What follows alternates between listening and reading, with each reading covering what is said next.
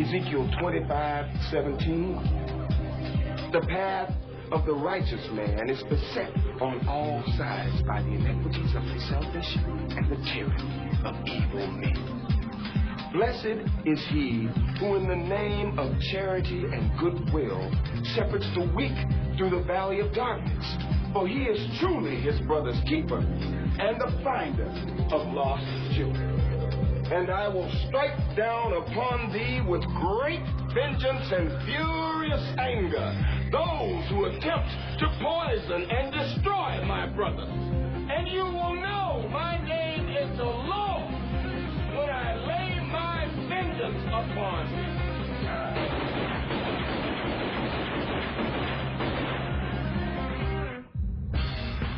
Only a Carpathian would come back to life now and choose New York. Tasty picks. Bonehead. We were every bit the first. We lived, we breathed, we sweat, we paid the price to be the best. Never been about the boys in the office. The boys that have gone out there night in and night out, doing everything they could to be the very best at what they chose to do in their life. Those boys are here tonight. Well, I must have been away too long because my feelings are dead. I feel no remorse. I only am who I am because I was born that way. I have a gift, and I am trying to not be selfish about it, but to use it. My job consists of basically masking my contempt for the assholes in charge. And at least once a day, retiring to the men's room so I can jerk off while I fantasize about a life that doesn't so closely resemble hell. It's my house, and if you don't like it, get the fuck out. Grab a dog. I took him, and I kicked the shit out of him. And I all day long, I put up a dog dance. That's bang up his ass. That's my pleasure. Go back to bed, America. Your government has figured out how it all transpired. Go back to bed, America. Your government is in control again. Here you go, America.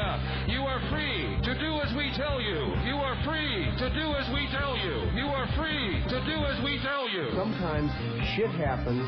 Someone has to deal with it. And who are you going to call? Oh, you guys like to tell jokes and giggle and kid around, huh? Giggling like a bunch of young broads in a school. Well, let me tell a joke. And boom goes the dynamite. 1, 2, 3. 1, 2, 3.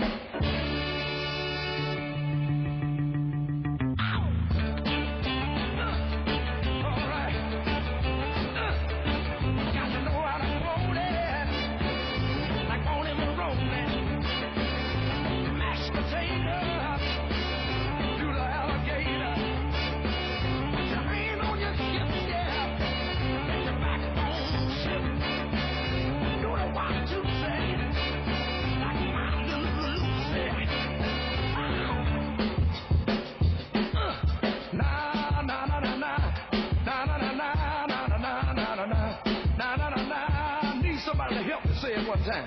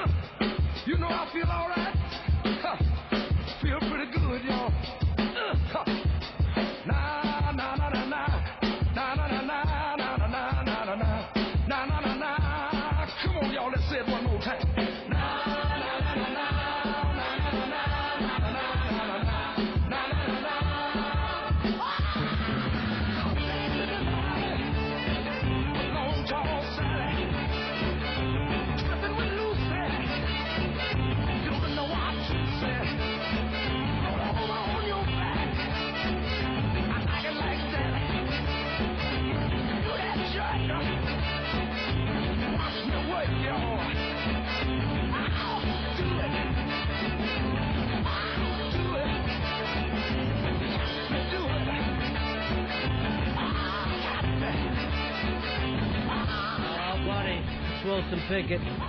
Ron and Fez show. I'm Ron, there's Fez. Hiya, buddies. Black girl in the house. Hello, buddies. You're wearing a black armband today for Wilson, Earl? A sad day in Seoul. Yeah, it is. I couldn't even see that black armband against the rest of your outfit. You know, Wilson Pickett died of a heart attack, Fezzy, in Reston, Virginia. Wasn't that where you were living when we were at JFK, or right near there? Yeah, right there. That's the spot. And now they got Wicked Wilson Pickett. Oh, my God. I may sue. There may be something in the water there that's causing heart attacks. Kind of interesting, isn't it? Yeah. Yeah. Deadly heart attacks. Ron and Fez show. Let's start this thing off with a couple of emails here. I guess a little brouhaha started yesterday over the Batman or Superman thing, and we went back and forth. Are you a Batman guy or a Superman guy? I'm a Batman guy, Fez. You're a Batman guy. Earl also a Batman guy. Yes, definitely a Batman guy. No, I don't even understand how somebody couldn't. My problem with Superman is that he's an alien. He's frightening.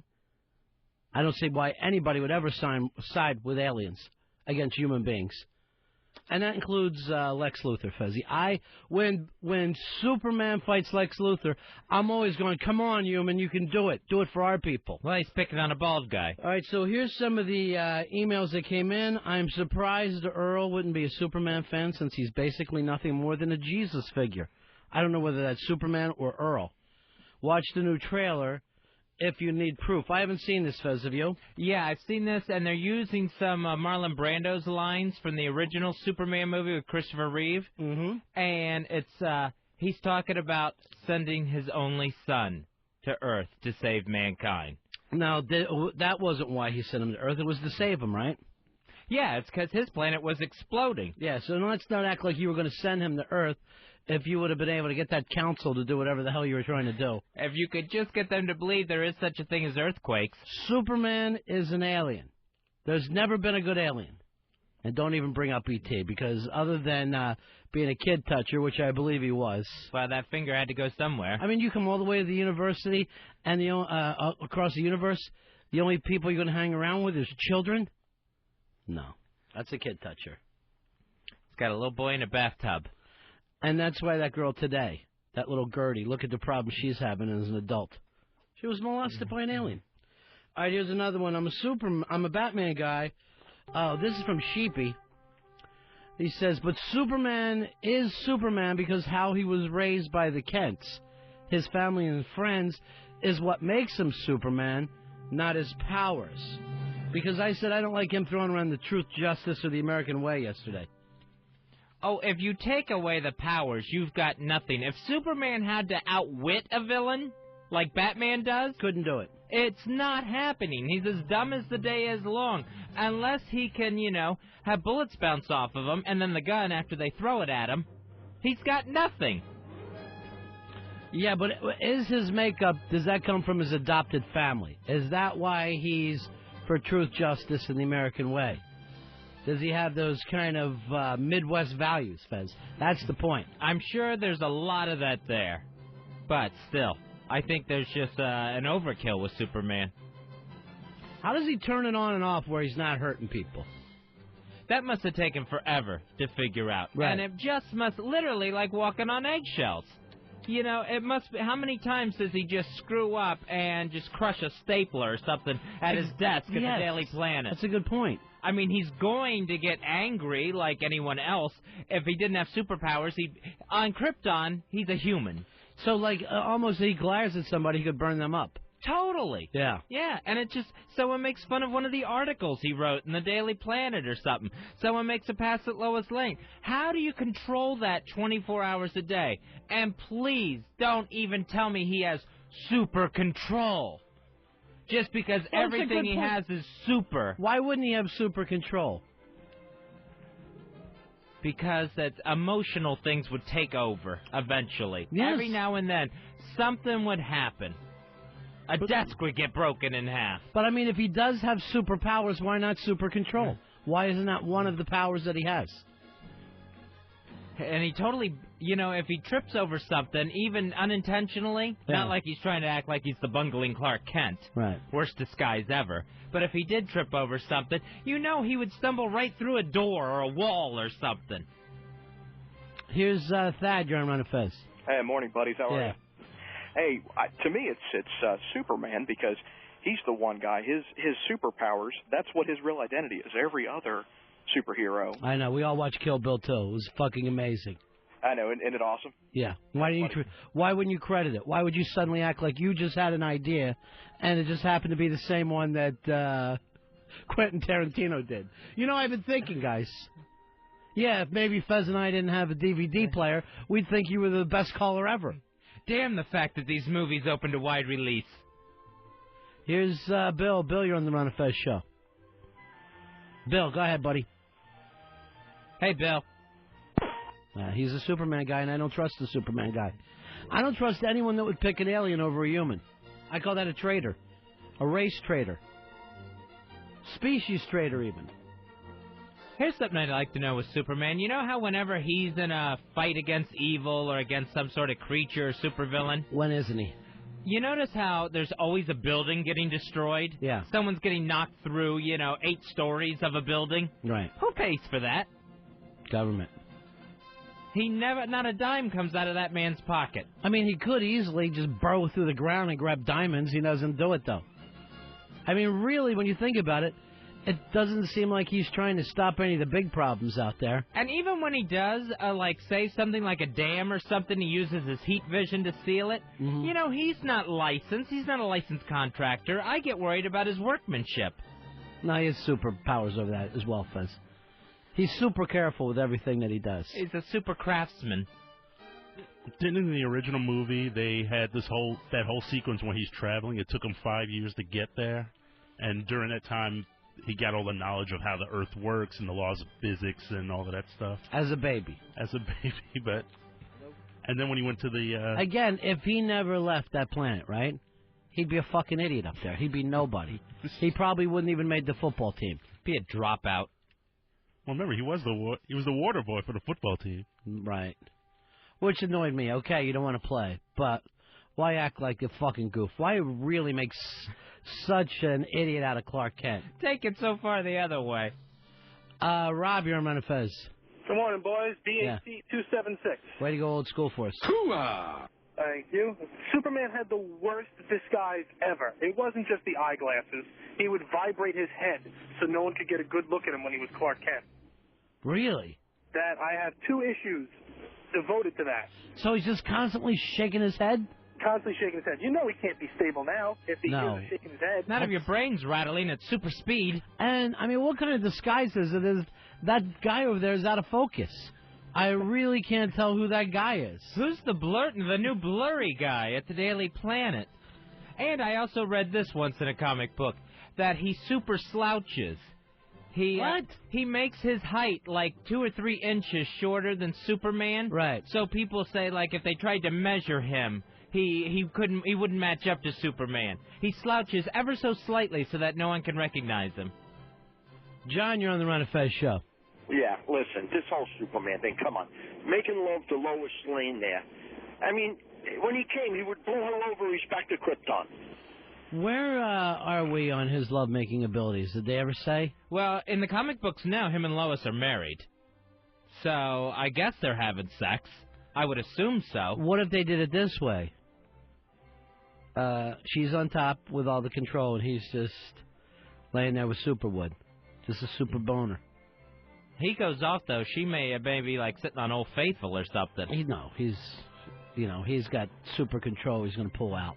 He's going to pull out and shoot that into space, obviously. And then when they do have kids, that kid will have half superpower. The grandchildren will have a quarter superpower. Still a lot, though. It's probably even better. It'll eventually just run out. So all they really get is the hair. That's all they're really going to get out of it. That cute curl. Yeah. Zombie, you're on Ron and Fez. Hey, buddies. How is it? Listen, nobody brought this up. You know, Superman would have landed in Russia instead of America. He wouldn't have been for truth, justice, and the American way. He'd been a fucking commie. Well, you know what? There's comic books like that. Didn't he land in Germany or something? I think there's one where he landed in Germany. There's definitely one where they updated the story to where he landed in the Soviet Union in the middle of communism. Right. And then ended up, for some reason, still taking the American side. See, I would like to see them land with the Obama family, Osama's family, and see what happens. That would be a nightmare. Would it? Just constant terrorism, super terrorism. That would be frightening. Just heat vision ripping through all our national landmarks. By the way, good news, Fezzi. I guess Osama wants to end this problem between the two great nations of Al-Qaeda and U.S. and said he is willing to compromise, sit down and talk. Well, finally, Yeah. because they kept telling us this war on terror was going to go on forever. We'd never see an end to it in our lifetime. So I guess he's willing to sit down. So they're like, yeah, come on over. We'd love to see it. Yeah, definitely set up some talks. Yeah, sit over here on this target. Sit over here on this target, and we'll be right with you. No, not that chair, this one. Yeah. Here is Matt. Matt, you're on Ron and Fez. What's up, buddies? Yeah. Hey, listen, you got to go with Batman over Superman because he's the human that can stop Superman. Thank you. Got that little kryptonite in his belt. Thank you. And he's always prepared. Always prepared. He has researched the alien, the Kryptonian, right, to make sure he is ready to take him out if he has to. And remember, Batman, he's like us. He's not going to trust an alien. Why should you? No, he won't trust him at all. I think in one of the Frank Miller ones, Batman takes out Superman with some kryptonite boxing gloves, some spiked gloves, right, and he just wails on Superman. A lot of that kryptonite all over the place, I guess, huh? Oh, yeah. When the rocket got here, just tons of that stuff landed on Earth. I remember after he gave him like that this global beatdown with the kryptonite gloves, he just goes, "Now get out of my cave." Nice. Is David, you're on Ron and Fez. Hey, Ron, how you doing? Yeah. Good. You got to remember that Batman's only good in Gothic City. Where? You got Superman. Gothic City. Who's the fucking mayor? Marilyn Manson? Gotham City. All right, go ahead. Right, and Superman can travel the whole world. He can, but does he ever do anything? No. It's very rare. There has to be an asteroid heading towards Earth before he figures he's part of it. I always hate the thing, too, with Superman of his moral quandary of, do I interfere in human events? Batman just does what he's going to go do. Yeah, he does the right thing. Superman has to wonder, should I interfere in the tsunami getting ready to hit Japan? And he doesn't stop wars, right? No, he never stops war. He doesn't get involved in governments. But in the meantime, he's going to bust a drug dealer or a purse snatcher. All right, you're going to fucking stop a purse snatcher, but not Hitler. That's an alien. I remember the Frank Miller one where he finally gets fed up with the joke. He was like, you know what, if I throw him back in Arkham, he's just going to come back and kill someone. You know, so he just snapped his neck and just put him out of his misery. Batman snapped the Joker's neck. I don't know, what are you waiting for there? Frank Miller's the only one who gets it. He really is. Here's Joe. Joe, you're on Ron and Fez. Yeah, there's a Superman comic where Krypton doesn't explode, and he becomes the next Green Lantern of that planet. Because every planet has its own Green Lantern. You're right. Which I never understand that. The interplanetary Green Lanterns. Yeah, the Guardians of the Universe. I hate to say it, but that one sounds fake. Just handing out rings to the little blue-headed guys. Walter, you're on Ron and Fez. Hey, you guys remember the second Superman movie with Chris Reeves, where he decides he's going to do the nasty with Lois Lane, but in order to do that, he has to give up his superpowers? Right. Now, listen, let me ask you this seriously. What would you rather do, be able to see through buildings or score chicks? That's a Fezzi, you don't have to answer this one, Fezzi. I'm going to see through buildings. I want the X-ray vision. Obviously you would. Sure you do. He means chicks or guys. Oh. Yeah. It's a little tougher now, isn't it? Of course, normally when you people have sex, one of you dies anyway, so that's not a problem. Oh, to be invulnerable, too. Besides the X-ray vision. Yeah, he doesn't get a cold? I think he gets colds. Why would he? Then why not fight him with germ warfare? All the criminals have to do is shoot him with germ warfare. You know what? I think you're right. I think he can't get a cold because he's got the super immune system. Yes. But the things he can fall to are kryptonite and, conveniently enough, magic. has an effect on him. Well, so he can't fight voodoo people. Here's Jeremy. You're on Ron and Fez. Yeah, I was going to say, Batman definitely got the advantage because he got the Batmobile. That's all you came up with.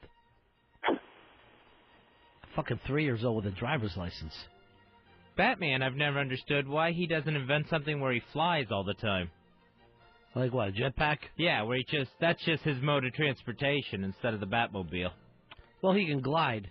Yeah, he does that. Which isn't bad. And he's got like a bat plane. What is it, Bill? I think Batman's a lot cooler because it's too easy to be a Superman fan. It's like being a Yankees fan, you know?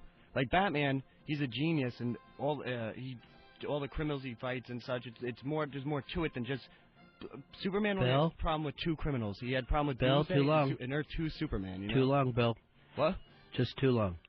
Earl, when does the Arkham Asylum internship program end? And someone has to go back to being locked up next to the Scarecrow and the Riddler. And I'm sorry you had to hear that that anti-Yankees thing. It always comes up, Earl. Can't argue with success, though. Now, we are less than 1 week away of Earl's review, and I'm hearing it's going to be a rough one, Earl. I'm hearing the review is going to be a rough one. You're probably going to be under those interrogation lights in the office. Wouldn't be the first time. I think that you ought to, do the Cleveland Steamer angle, something that shows that you can get back. I got all the confidence in the world. I'll be okay. Are you just going to be cramming for this weekend? Just trying to get all your files and papers together? I was born ready, Fez. All right, Bill got his feelings hurt. He went running out. What happened with Bill? Does he feel bad now? Bill's all right. He goes running out. There's going to be some guy with a net waiting for him. Look, he's way over on the other side now. He's angry. Now he's staying as far away from the studio as physically possible without leaving the building. He doesn't know about pausing. He thinks it's a monologue. He thinks it's intern monologue time. Just a run-on sentence. Like it's a slam. Is it slam? Is that what you kids do? Poetry slam. Yeah. Slam poem. Poor Bill. You better come up with something for him, Fez, some kind of a present. Yeah, because now, look, he's looking for his coat. That's where he keeps his gun, so you want to be very, very careful. Your jacket is the one with the sleeves in the back. Oh, jeez. That's probably not going to help. All right, here's another email we came in. We were talking about the latest big loser, the new damn Marino, Manning. Oh, Peyton Manning. Peyton Manning. This is from the Kansas City Star. Got sent to us by a guy named Savage. Manning only lost 5 games in high school, but 3 of those losses came in the state playoffs. He never won a state championship. Only lost 6 games at Tennessee. 3 losses were to Florida. Volunteers never won a national championship until after he left. And, of course, he's never won as a pro. So we got a real pattern of behavior here. And, of course, Peyton Manning's dad, Archie Manning, upset at Terry Bradshaw. What happened there? That's where Terry Bradshaw called out Peyton. When Peyton, in the post-game press conference after the loss to the Steelers, said that, I want to be a good teammate, but the protection wasn't there. And basically Terry Bradshaw said, hey, you're not pointing the finger at yourself, you're not being a good teammate, and called him out on it. Said that, you're being a bad teammate. So Archie Manning gets upset about this and can't believe. Said Peyton was shocked to hear this. Just furious with Terry Bradshaw. So where do you stand on this? Archie should keep his mouth shut, or, he is the guy's dad. You expect him to be on his side. You expect him to be on his side, but I would expect Archie to keep his mouth shut for this reason. I don't think something like this helps his son any. Yeah, but again, emotional response. It's like if somebody says something about your family, you immediately shoot back. You're not really the best person to take a stand back and say whether this is warranted or not. So, and of course, with Eli getting bounced out too, he's just got no sons left in the playoffs. He really thought he had a good chance going into this thing. Well, I'd like to point this out. They all made it further than Archie ever did during his career. So that might help a little bit. Here's another email. I felt uncomfortable when Ron thought I was hitting on Black Girl yesterday. people were listening and it was embarrassing for me. That's Bethany, which apparently turned out to be a last name, not a first name. I thought I had a little date lined up for Earl because apparently a guy thinks Earl rocks. Earl, are you still going to pursue this? No. And anyway, Bethany, I'm sorry. Normally you see the word Bethany, chick. But I guess in this case it's the last name. Well, that's that whole problem with first name last name first on some things. If you got a female last name, you may want to change it if you're a guy. All right, somebody said this to us. This was something that was in Craigslist the other night. Are you familiar with Craigslist, Fez? You know what? I've never checked out Craigslist. Yeah, well, it's a place where you can get apartments and meet people and all kinds of stuff goes back and forth. This says, I am in need of a ski instructor to bring the mountain to me. If you have lift tickets, I can buy, and you can stop by my place in Park Slope. I'd love to start hitting the snow slopes tonight. Little drug code, Fuzzy. That's what that one is. Oh, okay. Kind of fun drug code. How's Bill doing? Is he okay? I see him walking around. Send him in to me. Okay. Yeah. Come on in here, Bill. Let's see if we can get Bill in here. Come on in, buddy. What's wrong? Nothing's wrong. You got a little upset there that we cut you short when you tried to, do a novel on the radio. No, I can't hear you guys in the booth without headphones and talking over Earl's shoulders hard. So come into this room whenever you have something to say. I was on the phones. I didn't want to abandon them because I didn't think anybody would jump on. So then Danny came in right after that. Right. But I'm not upset. It's just harder to do it in the booth and then hear what you're saying. And right. It's like, then I'll lose So track. you're going to be okay, right? Oh, yeah, nothing. Not going to kill anybody? No. Not going to kill anybody, right, Bill? Not going to kill anyone. Keep your knives to yourself. Kill Fez. I could hear that. What? I have headphones on. What did you hear? I heard Kill Fez. All right, then you did hear. From one of you two. But I was supposed to be a surprise, damn it. That's a little something I had planned for you for the weekend. It's not a good surprise. All right, here comes Danny, who's been... You know who Bill's like? Bill's like the kid from the Twilight Zone movie. The cartoon kid? Yeah, exactly. Where everybody wanted to just behave okay. Yeah, this all is right. This is good food. In a cornfield. Why did he yell cornfield? Because I was a part of it. No, I think that's a code word. Yeah. You send them to the cornfield, Twilight Zone. I used to watch it. Earl, please make sure my body is not found in a cornfield over the weekend, because I think it's a code word. Kill Fez. There, I heard it again. You have amazing hearing. I have headphones. Take them off for a second. All right. Kill Fez. I can still hear you because I'm in the same room. Yeah. I heard all of that. My Mr. Poe just came and took him away. It's very scary. How far? All right, this was emailed to us. I guess we were doing the way the adult film industry kind of picks up on the big films and makes adult versions of them. These are some of the new ones that are out. Cheaper by the dozen inches. I had no idea that was out already. The Chronicles of Labia, The Lion, The Bitch, and The No Wardrobe. The Family Bone, Glory Hole, Harry Cocker and the Pissing of Fire. Like that one. And Memoirs of a Gusher. And that's from Thrombo. Well, I guess those will all be out this weekend. Or in theaters now already. Is there a big movie coming out this week? I don't know what's coming out this week. No sense in doing Paulo today. I think we kind of already talked to him this week, right? Until his wife gets crazy again, I don't even want him on the show. Well, we usually have him on at 1 o'clock. He was like, "Can we go on at noon?" Because he had to take Gail to the doctor to get her meds re-straightened out. I mean, if she's going crazy, yes, he can be on. But I do not want to just hear him talking about movies. That's really boring. Yeah, we got to hear her being dragged kicking and screaming to the vet's office. That's the only way it's any good. What else is happening, Fezzi? You mentioned the Osama bin Laden truce that he's offering. I did mention that. So he's talking about the White House has already rejected it. Why? Why would you reject a truce? It's our chance. Well, you get to sit down in the room with the guy. That may be the closest chance you get to grab him.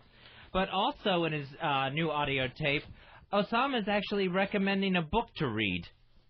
So he suggested all Americans reading the book Rogue State by William Blum.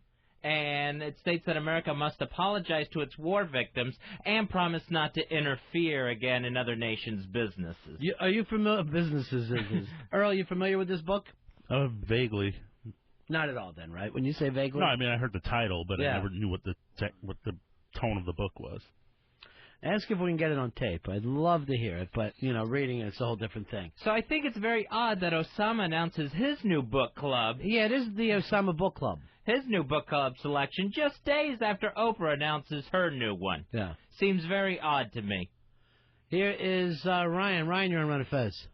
Yeah, hi. How you doing, guys? Yeah. I think Peyton Manning is more of a Jim Kelly. Jim Kelly got to the Super Bowl at least. Yeah, but he didn't even come close to winning one. Yeah. Well, he did come close to winning one.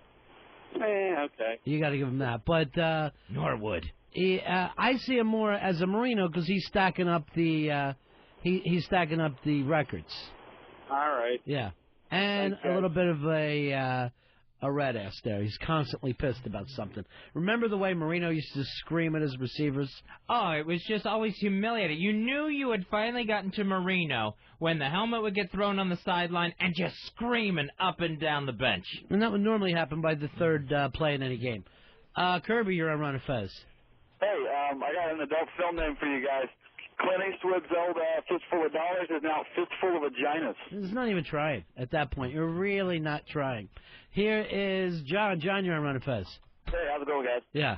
Going back to the whole Superman Batman thing, I know you kind of moved on. I was going to say, out of all the members of the JLA, Batman included, they elected Superman the leader. And how can you argue with that? What else are they going to do? What else are they going to do if that big baby doesn't get made leader? Badass, he could go ahead and overthrow him, but never happened. And to add to that point, Yeah. Superman gave his life to Doomsday, died for the American people. But didn't stay dead. Like everyone, you know what I mean? Anyone else would stay dead once they die. So again, it's super easy for him to come back from death. And didn't Doomsday end up having some sort of Superman's DNA in him anyway to begin with? So it's like if we didn't have the alien DNA, right, we wouldn't have had Doomsday to begin with. Thank you. It's nothing but problems anytime an alien shows up here. Every single time we get an alien, it's a problem. And Batman's not going to take that president of the JLA club. He hates being in it to begin with. Thank you. He thinks it's stupid. Kyle, you're on Ron and Fez. Hey, buddy. Yeah. Hey, I was wondering if you were going to run the negotiations between Osama and the U.S. If I would, with Osama, I'd do the whole thing, Michael Corleone. I'm going to go to the bathroom now. And I go in there, I grab the fucking gun off the back of the toilet, and come in and put one in his forehead. That's why I think we should... Well, that's why we should act like, yeah, we want to talk. Sure, let's get together. Yeah, if there's a way out of this that gets Osama in a room where you know where he's at, why not do it? Now, how do I call you back? Where do I get in touch with you at? Where are you now? We're going to need a contact number. Find a nice place, nice and public. Right. Where there's not going to be any problems. Just a nice sit-down. What could go wrong, Osama? What's the name of this book he wants everybody to read? Rogue State. Let's keep an eye on that to see how many copies are just going out. It was that or Blown into a Million Little Pieces. Oh, you did a little play on that. From the Osama Book Club. Here's, all right, let me go to Tim. Tim, you're on the Ron and Fez show. How you doing there, Timmy? Good. How you doing today, guys? Good, pal. Hey, I was just thinking about the Batman-Superman debate, and the one thing that Superman always does is leave you hanging. If I'm hanging on a cliff somewhere and Lois Lane fucking falls down the stairs, he's off saving her. Wait a minute. Not only that, but if she decides she needs some fucking nail polish, he drops whatever he's doing, flies over and gets her what she wants. Whipped. He's whipped. And the whole alien thing, Batman would be the head of the JLA if it wasn't for a frickin' alien coming over here and stealing another job. Yeah, let's not act like we're impressed that an alien has superpowers. They all fucking do. We're outsourcing our superheroics. This drives me crazy. But yeah, he really is pussy whipped, that guy. And I was acting like, oh, how does he have sex? How does he have sex? All he's doing is fucking giving oral anyway. Yeah, if it's Lois, even Jimmy Olsen. Everything else, a volcano can go ahead and explode and destroy an island if Jimmy Olsen or Lois Lane are in trouble. Well, the other thing is the other superheroes, they have like a grudging respect for Superman. They always call him like the Boy Scout. they're always snickering underneath their breath. Like, oh, here comes the Boy Scout. Whereas Batman, respect, total respect. He's like, hey, this guy they're afraid of Batman. They do not want to get on Batman's bad side. Here is Randy. Randy, you're on the Ron and Fez show. Yeah, 307, buddy. Way to go, old school for us. I miss Cape Fez. I did too. Cape Fez was the best. Yeah, I was going back to the whole Peyton Manning thing. It's not his fault. You know, all those 1 in 13 season Archie Manning genes in the system. He doesn't have a choice. Yeah, maybe by the time there's a grandson, he'll make it to the Super Bowl and lose. Peyton's kid. They can only hope that it just keeps going. This tradition of losing keeps going. It's all they got. One thing, though, you can see that Peyton is so frustrated now. Like, he cannot believe he doesn't have that fucking ring. He cannot believe it. He gets absolutely shocked when he loses. It's amazing to him. He's a hell of a competitor all season long. He does great. And then there's something that chokes him out during the playoffs. Big games this weekend. And, Fez, you're back to another bet, right? I am back to another bet with Elfish. Finally, this will end it all this weekend in the AFC Championship game, Denver against Pittsburgh. Where are we now with the bet? What's happening? What I got with the bet is Elfish is taking Pittsburgh. I'm taking Denver straight up. Winner. If Elfish wins, I got to go to D.C., take him to the Hard Rock Party. No, we already said that's not good for the show. You guys didn't update last night? Well, Earl was supposed to talk to him. Earl... Did you get a chance? Couldn't get a hold of that drunk. Yeah. Yeah, so here we are on a Friday. There's no way to work this thing out, huh? I offered, my offer was, you know what, it was the push, go back to the original bet, Redskins lost, bet over. I mean, I want this thing over as much as you do. But God help us. Maybe we go to Wiki, see if he can solve it. Maybe it's a Wiki problem. Take it upstairs. Maybe Elo. You, Panero, might be able to somehow sit down with these guys and work this thing out. I still think we can negotiate just to straight up booze. Do like the mayors do. But something's got to be done for the show after 6 weeks. That's the problem that we're having right now. That's the same problem we go back to. Rich, you're on Ron and Fez. I miss Planet Krypton, Fez. Me too. There was something about him that was way more lovable.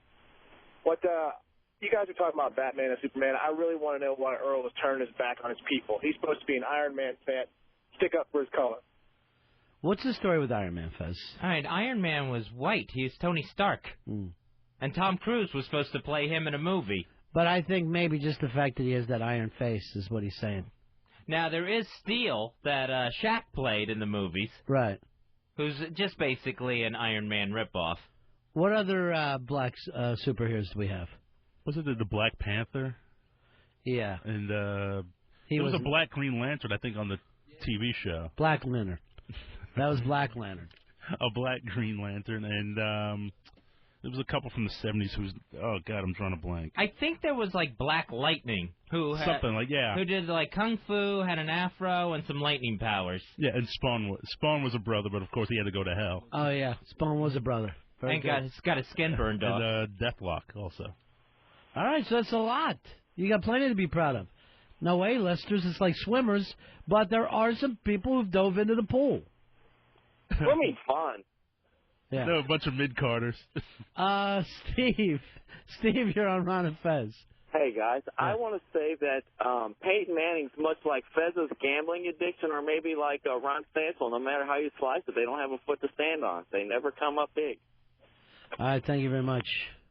You're getting that reputation now, Fez. I don't know where that comes from. We got to fix this thing, because this whole you going to D.C. and the thing, it's just more confusion. Just more confusion. How many weeks is this going on now? 6? God. 6 weeks and we're still without a payoff. I think it's gone 7, because, remember, the bet started with the Redskins running the tables. They had to win 5 in a row to make the playoffs. Yeah. And it started then because, Elfish was calling in basically saying the Skins are going to run the tables and they're going to make the playoffs. But they had to win 5 straight to make the playoffs. The only thing that makes me feel bad, and trust me, I can barely have any feelings for Elfish at all, between what he's done to the show and that rant fuck Ron and Fez rant that he went on the Cosmic Circus. But the guy did pull a hell of a bet out, and one has never kind of gotten anything for it. Yeah, he should never have kept gambling. That I kind of feel bad for. Here's Chris, you're on Ron and Fez. Hey, how's it going? Yeah. You guys are awesome. Listen, this thing with back in the day when Wonder Woman died, and then her mother takes over, which is she's like totally hot. You know, how do you feel about that? The MILF? Isolation takes over. Wonder MILF? I had no idea that Wonder Woman had passed away. I don't get the whole thing either. Here's Ryan. Ryan, you're on Ron and Fez. What's that? Yes, you're Ryan, right? Yeah, Brian. Brian, I'm sorry. That's all right. Go ahead, buddy. Oh, I'm sorry, I guess, Fez, you need to go with Elfish with the Steelers, work out some type of point spread, because you cannot ruin my Broncos season, bro. It is, it's always scary when you hear Fez bet your way.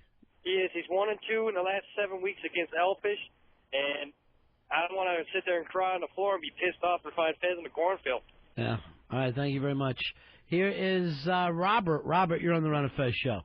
Yeah, there was a black war machine. A black Iron Man. He was called War Machine. War Machine. Earl, do you know him? No, I'm not familiar with him. Black superheroes that Earl can get behind. What about James Brown? He was black. But a superhero? Yes. The way he could do those splits. What about Archie Bell? He had superpowers. He could not only sing, but he danced just as good as he wanted to. Those just aren't going to get you to be, on the front page of a comic book. You're not going to get your own title. Hey, Aaron. Aaron, you're on Ron and Fez. Hey, guys, don't forget about Storm in X-Men. She's hot. She's black. Yeah, was she black in the comic book or just the movie? No, in the comic book, she's black. All right, that's your best of all time, Earl. Storm. Yeah, Storm or Archie Bell? Where was Storm during Katrina? In Houston, we just started a new dance called the Tighten Up. This is the music we tighten up with. First, tighten up on You don't the think drum. this guy's a superhero?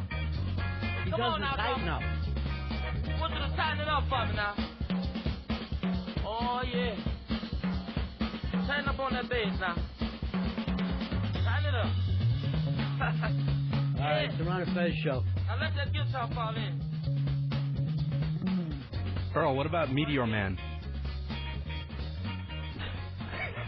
Tighten up on the organ now. Not in the Meteor Man all that much, Earl? That's not even a mid-carder. That's before the broadcast superhero. Dark Match? Dark Match, yes. How about Blank Man? That was a great Damon Wayans film. You got plenty of them, Earl. That's backyard wrestling right there. Blank Man below Meteor Man. Here's Todd. Todd, you're on Ron and Fez. Hey, you forgot about the Brown Hornet from Fat Albert fame. Oh, yeah, the Brown Hornet. Earl, you got plenty of reasons to feel insulted by the superhero industry. I think you basically got Hong Kong Phooey, too. Voiced by Scatman Crothers. Well, he is the voice. But he's what, a dog? Yeah, a brown dog. The stretch.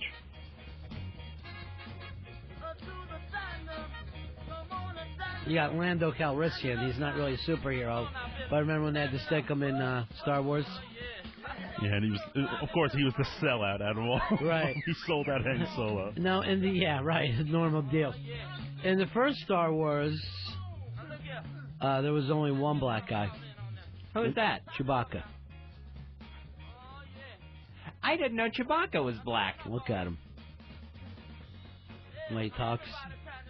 I can't understand a word he says. He is tall, though. Thank you. Look at the size of the feet on him.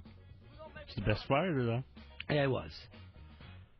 Riding shotgun. No pants, but a belt. No pants, but wearing a belt. George, you're on Ron and Fez. Uh-oh, Bill's waving to get in again. George, how you doing, buddy? All right, I miss Fez who pays his bets. I miss Fez that pays his bets, too. He was the best. There was something about him. Yeah, listen, back when you ragged on that guy for quoting a line from Kill Bill and not giving credit, Fez comes back and starts talking about all the property damage that Superman does. But that's the whole premise of the Invincibles. Why didn't Fez give credit? Fez? Who are the Invincibles? The cartoon? That's that animated Pixar movie about the super team that they had to retire because all the superheroes were doing too much property damage. Oh, the Incredibles. That's it, the Incredibles. Oh, so you went with that angle. What do you mean? I don't know who the Invincibles are. The Incredibles. Yeah, they did bring that up. Well, it was that they also got sued for hurting a guy's back. Some guy, some hostage, that's what started it, not property destruction in that movie. A hostage got his neck hurt and sued. I can't watch that thing. I tried to turn it on one time. It's like a big cartoon. Can't stand it. All right, let's take a break here, Fezzy. Are we going to fix the Elfish thing today or just let it go? I would like to fix it. Yeah, but this is 7 weeks and we don't have an answer. Should we pull the plug today, call Elfish and just say no bet? Maybe the way to go. Because I thought Earl was going to talk to him last night. I talked to him 2 nights in a row to try to straighten this out. Couldn't work out? No, all I got was I want something off of shopelvis.com. So this is Earl's fault? Yes, I say yes. Oh. And I'll bring it up in the review. The phone just kept ringing. Over and over and over again. The guy, he came up with the guy's passed out drunk, Fez. I got a hold of him. All right, we'll take a break. We'll be right back, Ron and Fez. Ron and Fez, XM 202.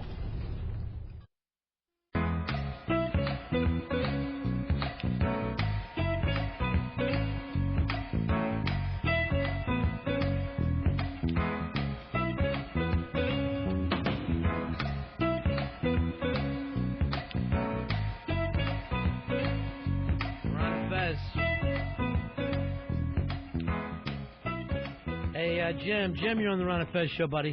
Hey, Jim from Massachusetts. How are you? Hey, Jimmy. I just wanted to let you know Spawn was a black guy. We did talk about Spawn earlier, and that is Earl's favorite superhero. It's really the only one he's really got to be proud of. That's a kick-ass one. Here's Clay, you're on Ron and Fez. Yeah, I miss Batman and Fez. I did too. It was great. Yeah. Hey, how about the black superhero off the little kid that goes to theater off Schoolhouse Rock? Oh, Verb. Verb was a black superhero. Verb's got action. I don't remember him being black. And the little kid sitting in the theater, and then all of a sudden Verb pops off the screen. Hey, James, you're on Ron and Fez. Hey, I'm not technically sure if this is right, but I think Blade might have been black too, although he's a Marvel character. Well, he's black in the movies. Was he black in the books, Fez? You know what? I've never read a Blade comic book. I'm going to say, yeah, black. The movie's pretty damn good. I don't have any problems with those Blade movies. That's another one to be really proud of, Earl, because that's another black superhero that's not lame. He's an ass kicker. Yeah, and fighting vampires. So you sit up tall today, Earl. It's a good day for Earl. Here's Bob, you're on Ron and Fez. Yeah, Ron and Fez. Hey, yeah. Love the show. Hey, you're totally forgetting about Black Fez from the days back in Tampa there. Yeah, Black Fez. Huh? That one I don't recall. No. And I don't remember ever doing that when my family was listening. Right. White trash and black, totally different. They sound alike. They talk like each other, but totally different. I caught a movie on TV last night that it was so bad I could not turn it off. Have you seen this yet? Pauly Shore is Dead? No. It may be the worst film ever done. Wow, that's saying a lot. How bad? I mean, what was this? He actually dies in this thing? He plays himself? I don't want to ruin it for anyone. But he does play himself. And he plays himself as now no one likes the Weasel anymore. But if he dies, everybody's going to remember him and like him. And it's so fucking bad that I couldn't turn it off. That was a guy who was putting out a movie like twice a year for a while there. Yeah. He had a very hot career for some reason. The sad part about it was his movies always got green-lighted because they would cost dirt to make, and they were like, wow, they cost $9 million to make, and they made $63 million. So producers just look at numbers, and they went, well, give them another movie. One of the jokes is, why Adam Sandler and why not me? Why did Adam Sandler get everything, and people no longer want to see the Weasel? And it's really fucking pathetic in that Danny Partridge reality show type of way. He sent a bad Valentine to himself. It's just really, really so bad that it's kind of great. I remember when he did that In the Army Now, everyone was supposed to be so shocked at the risk he was taking because he cut his long weasel hair to do his Army movie. It's hard to look back and remember even why he got popular for a little while. But he was gigantic. He was selling out theaters, and he was on MTV. Didn't he do a movie with your buddy Stephen Baldwin? Was it Biodome? Biodome. And that movie made money. Yeah. let's face it, Biodome is one of the finest films of the 90s. I think if you have to really pick one film that represents the 90s, it'd be Biodome. Wait, Pulp Fiction, same time. One or the other. You're either going to go Pulp Fiction or Biodome. And that was cheap to make. All you needed was a Biodome. But I'm like, why does Stephen Baldwin still get to do the direct-to-videos and Pauly Shore? Probably got nothing going on. That reality show came and went, too. I don't remember that. What was that? That was where he took over the Comedy Store.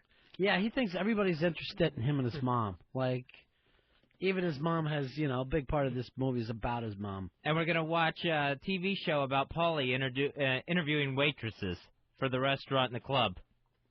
Yeah. Just nothing there. Didn't have the heat they actually wanted, did it?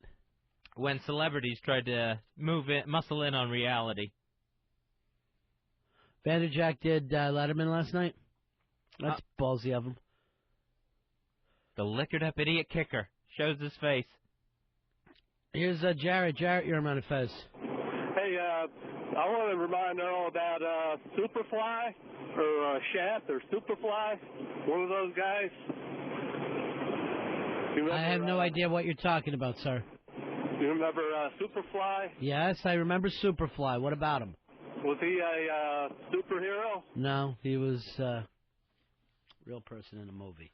Now, Isaac Hayes, Shaft, went to the hospital for exhaustion, Fez. Oh, no. Tired Isaac Hayes. Yeah, tired. I guess doing the voice of Chef on South Park will just wear you down. People don't realize. Try going through Shaft. It's a hell of a long song, and it takes a lot of emotion. Of course, you are going to be exhausted. Now, normally when they say exhaustion, you think drugs. But he a Scientologist, so I don't think he's on drugs. Yeah, that's always it always seems like a code word. Exhaustion means drugs or alcohol. But it never happens to like any of you and your friend. You never like your mom's gonna call your cousin's in the hospital for exhaustion. Very exhausted. Colin Farrell recently treated for exhaustion. Yeah, I think it was something like a half ounce of exhaustion he snorted. I used to get exhausted. Just to get very exhausted. You tired today, Ronnie? Not so much tired, more exhausted than anything. The odd thing is when you're being treated for exhaustion, but it is in a rehab center. Right. So they're trying to get you off of exhaustion. They're trying to get you kicked of this tiredness habit. Who else has gotten the exhaustion gimmick thrown our way? It's going around a lot when Ashley Simpson fell on her beak in Japan. Oh, she was exhausted over in Japan. Yep. It was a couple of Mariah Carey. That was she the was infamous exhaustion case. Yeah, now after acting crazy on MTV, she was exhausted. Tired of throwing dishes and rolling around in the pieces. I'm like, I don't know. Her eyes are wide open. How exhausted should she be? Pupils are like little BBs, though. And Lindsay Lohan was recently treated. Oh, yeah, she was exhausted. Yeah, 19 years old and exhausted. Oh, when you combine being tired with asthma, that's a deadly combination. Yeah. So she definitely she just got out of the hospital. Eminem canceled a tour because of exhaustion. And normally, though, they're right. You need to get some sleep. Maybe have some juice, some protein. You're going to feel better. It seems like it could be handled in a day or two. Just catching up on your Z's. Well, I don't know. I don't know about a day or two. When you've been on a run for like 2 months, you're going to need a couple of days. You're going to need a week or so laying around. Britney Spears, she canceled like a European tour a while back because of exhaustion. See, here's the thing, Fez. You got to rest, and then you've got to learn how not to get back into those habits to get you so damn exhausted. Because if you only give it a day or two, you're getting right back to staying up all night. Oh, you got to learn how to battle tiredness. Yeah. When the tired demons call. Yeah. When the Sandman comes around. Or else you're heading right back on the slopes. You're like, who's got the lift tickets? Courtney Love had several bouts with exhaustion. Well, she exhausts all the rest of us. You spend all night throwing rocks through people's windows, you're going to be tired too. Who else? Let's see, Vincent D'Onofrio from, what is it, Law and Order? Yeah. Yeah, he started talking wacky. Next thing you know, he's off the show and for a while and in the hospital with exhaustion. What did he say that was so crazy? I don't know, they said he was, like, acting real weird on the set. And then I think he also had a collapse, too. Where they're like, something's wrong with this guy. You see, this cat Chef is a bad mother. Shut your mouth. What I'm talking about, Chef? You can dig it. He's a complicated man. Ruben stuttered. Wait, listen to this line. He's a complicated man, but nobody understands him but his woman. She gets him. She gets this complicated man. All right, Fez, what are you saying? Oh, Ruben stuttered, had to be taken off the road because of exhaustion. Well, he had an addiction to pies. He's up all night looking for an open 24-hour Bear Claw store. The fucking Domino's guy knocking on his door at 3 in the morning. Rick James died of exhaustion. Yeah, he did. God bless him. That's really tired. That is literally dead tired. Well, they say you stay up too long, you will die. You gotta sleep. I guess the madness will set in first. And then finally the physical toll comes around. So exhausted stars, they're out there all the time. Hey, Dave, you're on the Ron and Fez show. How are you, pal? Dave. Hey, what's going on? Before I get to my exhaustion, I want to ask Earl, man, do you think Dolomite was a superhero? Yeah, Dolomite was definitely a superhero, Earl. In a real-world sense, yes. Yeah. Lindsay Lohan, she's exhausted from carrying around those testicles. Ramon, grab them. It's just not. The Ramon thing's dead. The Ramon thing we all enjoyed for a while, but give it back to Steve. It's not the only day I really enjoyed the Ramon thing is when BL and Lynn were here. Fez out during your heart attack, and Lynn would literally get up in her chair and start to put her bag together for every Ramon, and I'd tug her back in and then take the next call. How many times did that happen, Earl? 15 times? Yeah, you just kept saying, I have no... It's like, this isn't even our bit. We have no control over this. Have you talked to BL, Fez, since she's been off the air? I talked to her like twice. Yeah. Have you talked to her lately? No, not recently. Because I think it was like last weekend, I go to hit my answer machine. I'm sorry. I dialed number by mistake. This is BL. Just talking like a fucking baby on my answer machine. I felt like moving, like I was being stalked. If you had known her accidental call was coming in, you could have had Ramon on your answer machine waiting for her. Brian, you're on Ron and Fez. Yeah, what about your boy Harry? He must be real exhausted. Yeah, Harry is suffering from exhaustion. He's on a sabbatical that I don't even believe the bosses know about. Just a self-taken sabbatical. So, here's the problem, Earl. You're the EP of the show, right? Yes. Executive producer. Mm-hmm. Your entire staff has left due to exhaustion, and now your review's coming up. That's not going to look good in a review. Why don't you do this? We sit down with Wiki for the review. You put a 38 on the desk and go like this. Yeah, let's talk. That way he knows you're a serious man. And maybe your only way out of it. That way he knows you're not playing games. It's great advice from a skilled negotiator. Thank you. And then you got to say, either your signature or your brains are going to end up on this contract. And just hand them the contract. You're going for the big raise, right? Good review. Yeah. Hopefully a raise. Here's the interesting thing. You're coming in asking for a raise. Wiki's hoping to fire you. Somewhere in between, something exciting should happen. Maybe you could just agree to part company as the compromise. Agree to disagree. Think they'll buy me out? This is like your State of the Union address, Earl, like the president has coming up. You should come in acting like you've been raped. Acting like maybe Martini Steve or Ben raped you. Come in sobbing. Yeah. From all the sexual harassment you have to deal with every day. And you're willing to make this thing go away. Who would you pick, Earl, if you had to be raped? Martini Steve or Ben? What kind of choice is that? Oh, my God. That's all. They're both equally awful. Don't you think that Ben would hurt less? But Steve is a big guy. Yeah, he gets a foot up on the fucking bedboard. You're in big trouble. Steve the Bear. I don't think Steve will stop. Hey, Rabbit Dog, you're on Ron and Fez. Hey, Ron. Hey, Fez. Yeah. Y'all forgetting about Ted Kennedy. He's exhausted. He just don't know it yet. Well, his wife had exhaustion, but Ted was fine. Ted is like one of those guys you went to fucking school with, that they're partying all night. You feel like shit the next day. You go out and there they are on the fucking beach playing volleyball, having another drink. He just keeps going.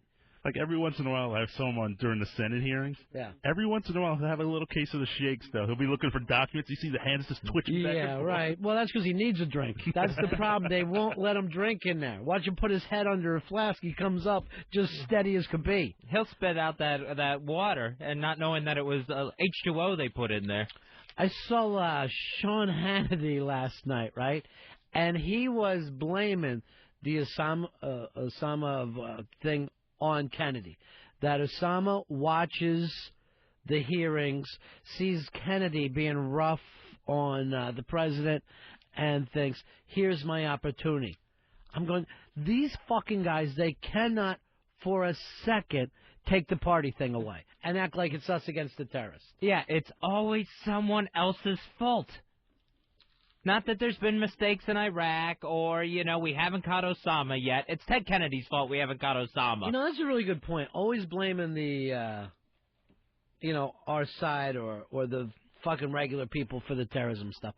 I was talking to a friend of mine last night who was acting like in 72, because the Munich story came up, that the Olympics should have completely stopped or at least paused for days while that terrorism thing was going on. I'm going, you cannot get into that gimmick of letting them stop the Olympics. Yeah, well then, what stops next? Right. Then you have let the old phrase, right? Letting the terrorists win, right? By not flying on an airplane or something. Yeah. Or going back to, blaming Germany because there should have been better security. We're that was pretty much like the fucking Woodstock era. When people were really happy to be at the Olympics in those days. It was the one time that the world kind of stopped. And that's the way the civilized world was. Like in Greece back in the ancient Olympics, they would stop wars so they could have the Olympic Games. Yeah, it's not like there wasn't feuding countries at that point.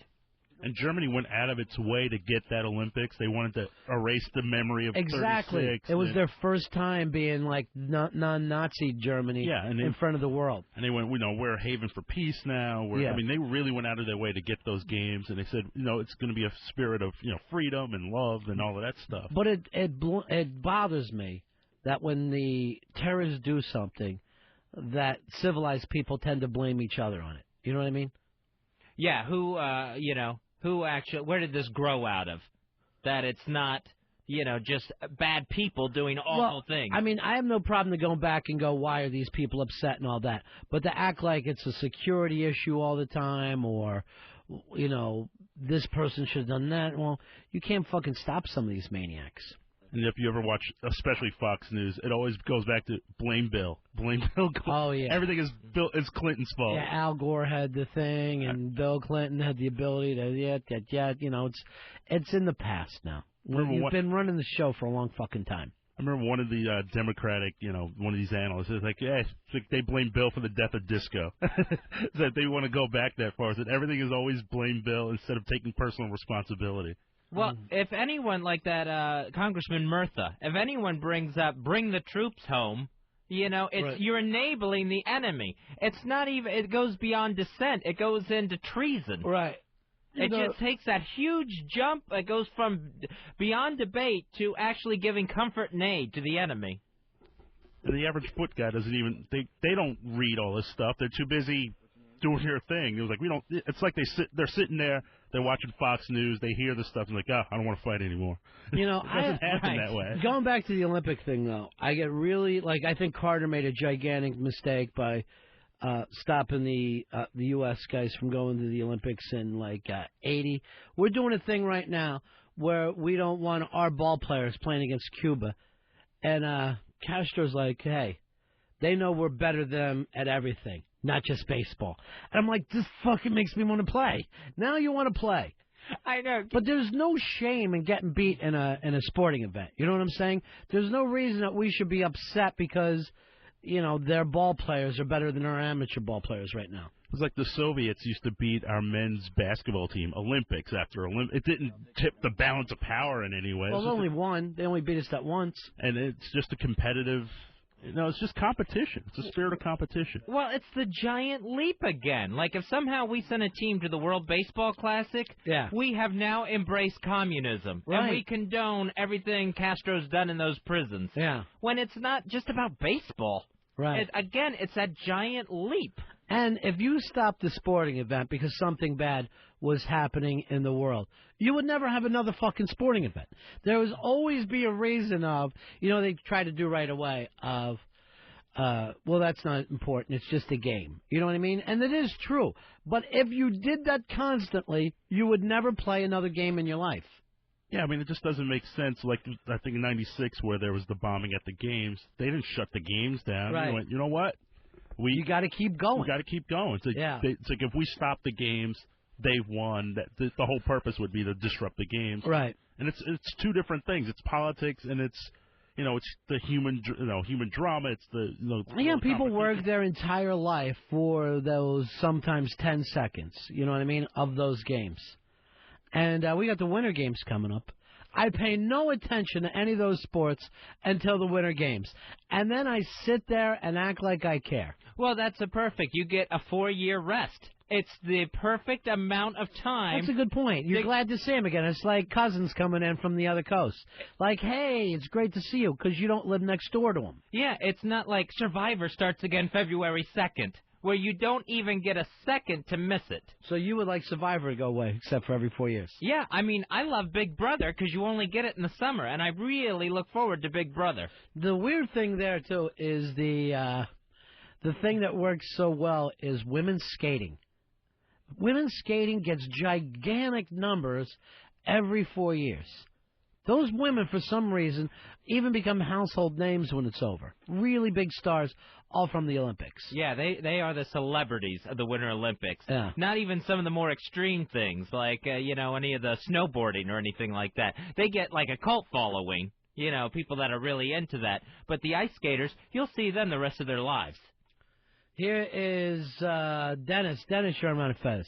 Hey, hi, buddies. How you doing? Good. Ron, I'm going to disagree with you on one point. Yeah. The Germans, I just saw Munich, which is a great movie, but before that I saw a documentary about the Munich, the Munich That's what terrorist act. started this thing, yeah.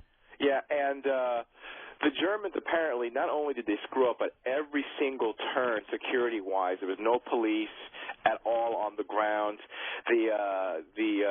When they were But again, here's the thing. It is really simple when you're playing the part of a documentary to go back in time and lay the blame out there. And at the time, in 72, the security concerns weren't the same as what we have today. Let me make my point, though. That wasn't just that. For example, they were mounting an offensive, and they allowed live television was showing the terrorists what was going on outside of their apartment.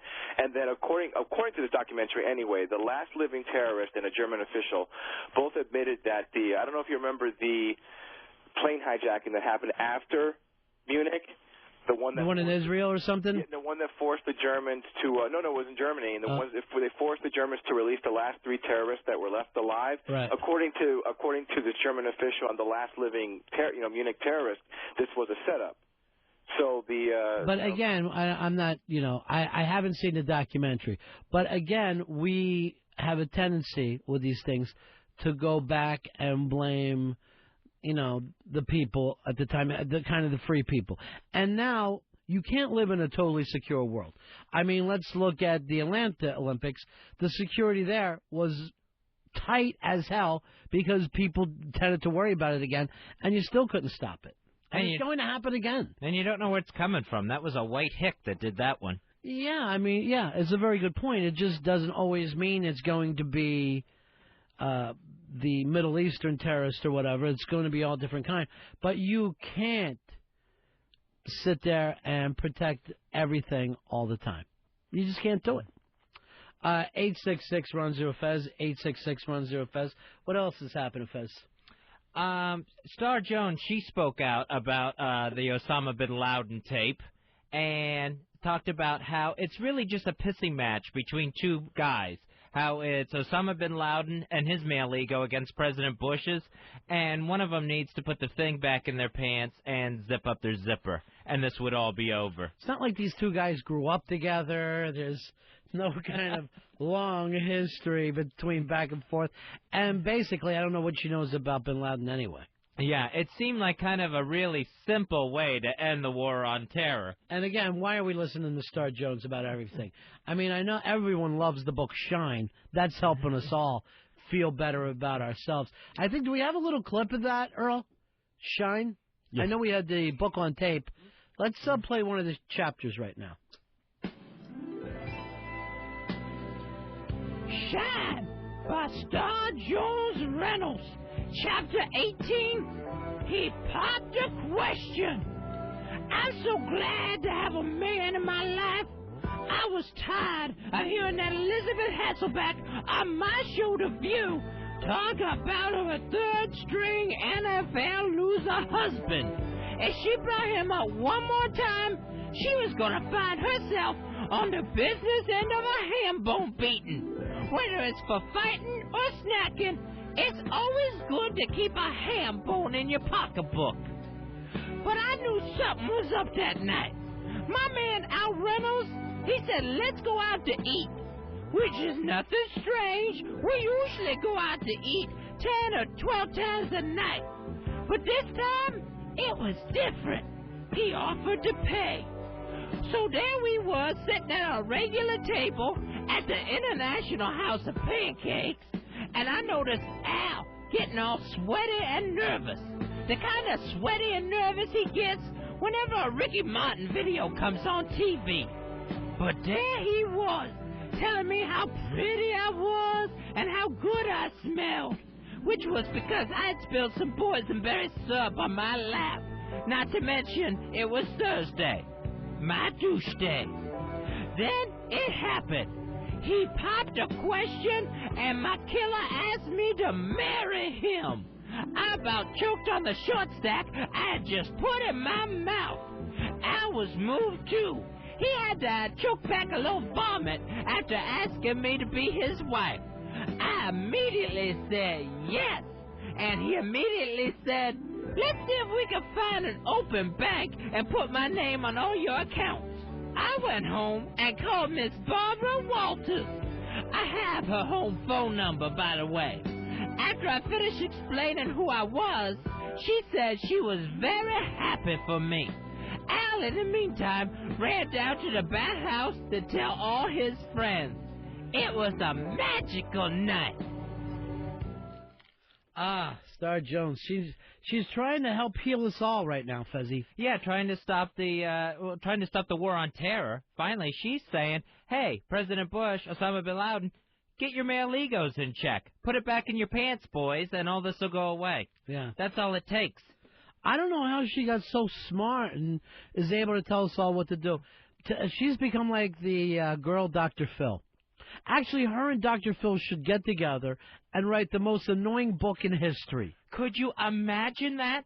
They could do a TV show where they just know more than each other and they try to heal us. Just a nightmare together. It's the Star Jones and Dr. Phil show. I can't think of two worse people you could put together for something. Joker and Riddler is what it reminds me of. They got that Joker and Riddler thing where they come together and their power is more than doubled just by being together. It would be like Clay Aiken and Justin Guarini doing a duet together. Just the runner-ups? Yeah, exactly. Just a nightmare combination. Just, you think of someone you hate, right, someone you hate equally, and then put them together, and you're like, oh my gosh, it would be the worst thing ever. Kind of an Earth 2 Lennon and McCartney, where they just use themselves to actually make themselves worse. Yeah, like if Ashton Kutcher and Tori Spelling were doing a movie together, a romantic comedy. Could you imagine sitting through that piece of shit? It's our sex scene time. Oh, God. Oh. It might be so bad that it'd be worth seeing. Earl, what would be the worst combo for you? Just a deadly combo that you couldn't stand to see together. Ashton Kutcher and what's that guy who's just like Ashton Kutcher and to me Ashton Kutcher is like the new generation's Pauly Shore. You just can't stand him, huh? What is he famous for? 70s show. Punked. and about 4 movies. All 4 movies stunk. He wasn't. Yeah, I can't say any of the movies were good. See, like, I couldn't stand seeing it, any sort of, like, action film starring Freddie Prinze Jr. and Cuba Gooding Jr. Oh, my God, the juniors. Oh, Fez, I almost took a knee. That just weakened me. Doesn't it even make you nauseous thinking you could be going to another movie and see a trailer, a coming attraction for that one? Here's the weird thing. Until you said it, I couldn't even imagine anything that bad. It could have never even happened. Some of these things have to be said out loud. We have to bring our nightmares into the light of day. Peter, you're on Ron and Fez. What's up, buddies? Yeah. Yeah, I couldn't stand to see Fez and Soundboard Fez together. Could you imagine that, Fez? Oh, I think I Don't forget my balls. Oh, yeah. You remember my balls. You remembered my balls. You're doing the same lines as Soundboard. Out of all the lines in the world, you're doing one that Soundboard Fez has. Here's Ryan. Ryan, you're on Ron and Fez. Ryan, go ahead, buddy. Bodies. Yeah, buddy. I miss Exhausted Fez. Yeah, me too. He was the best. So tired. I would hate to see A-Rod and Jeter together. Oh, wait. Sorry, Earl. Until A-Rod wins, though, you're going to have to put up with that. This is true. Fucking Manning of baseball better get out there and do something. Oh, if you want to go into sports, all right, how's this? Mike Martz as an offensive coordinator, Dave Wannstedt as a defensive coordinator on the same team. Oh, my gosh, I would just root for that team to just die. Not even lose, but completely die. 866 is Ron Zero Fez. 866 Ron Zero Fez. We got into this deadly combos, which just the worst thing that you could imagine. The worst team ever. Mark, you're on Ron and Fez. I got the worst one ever. Tara Reid and Dude, You Got Adele.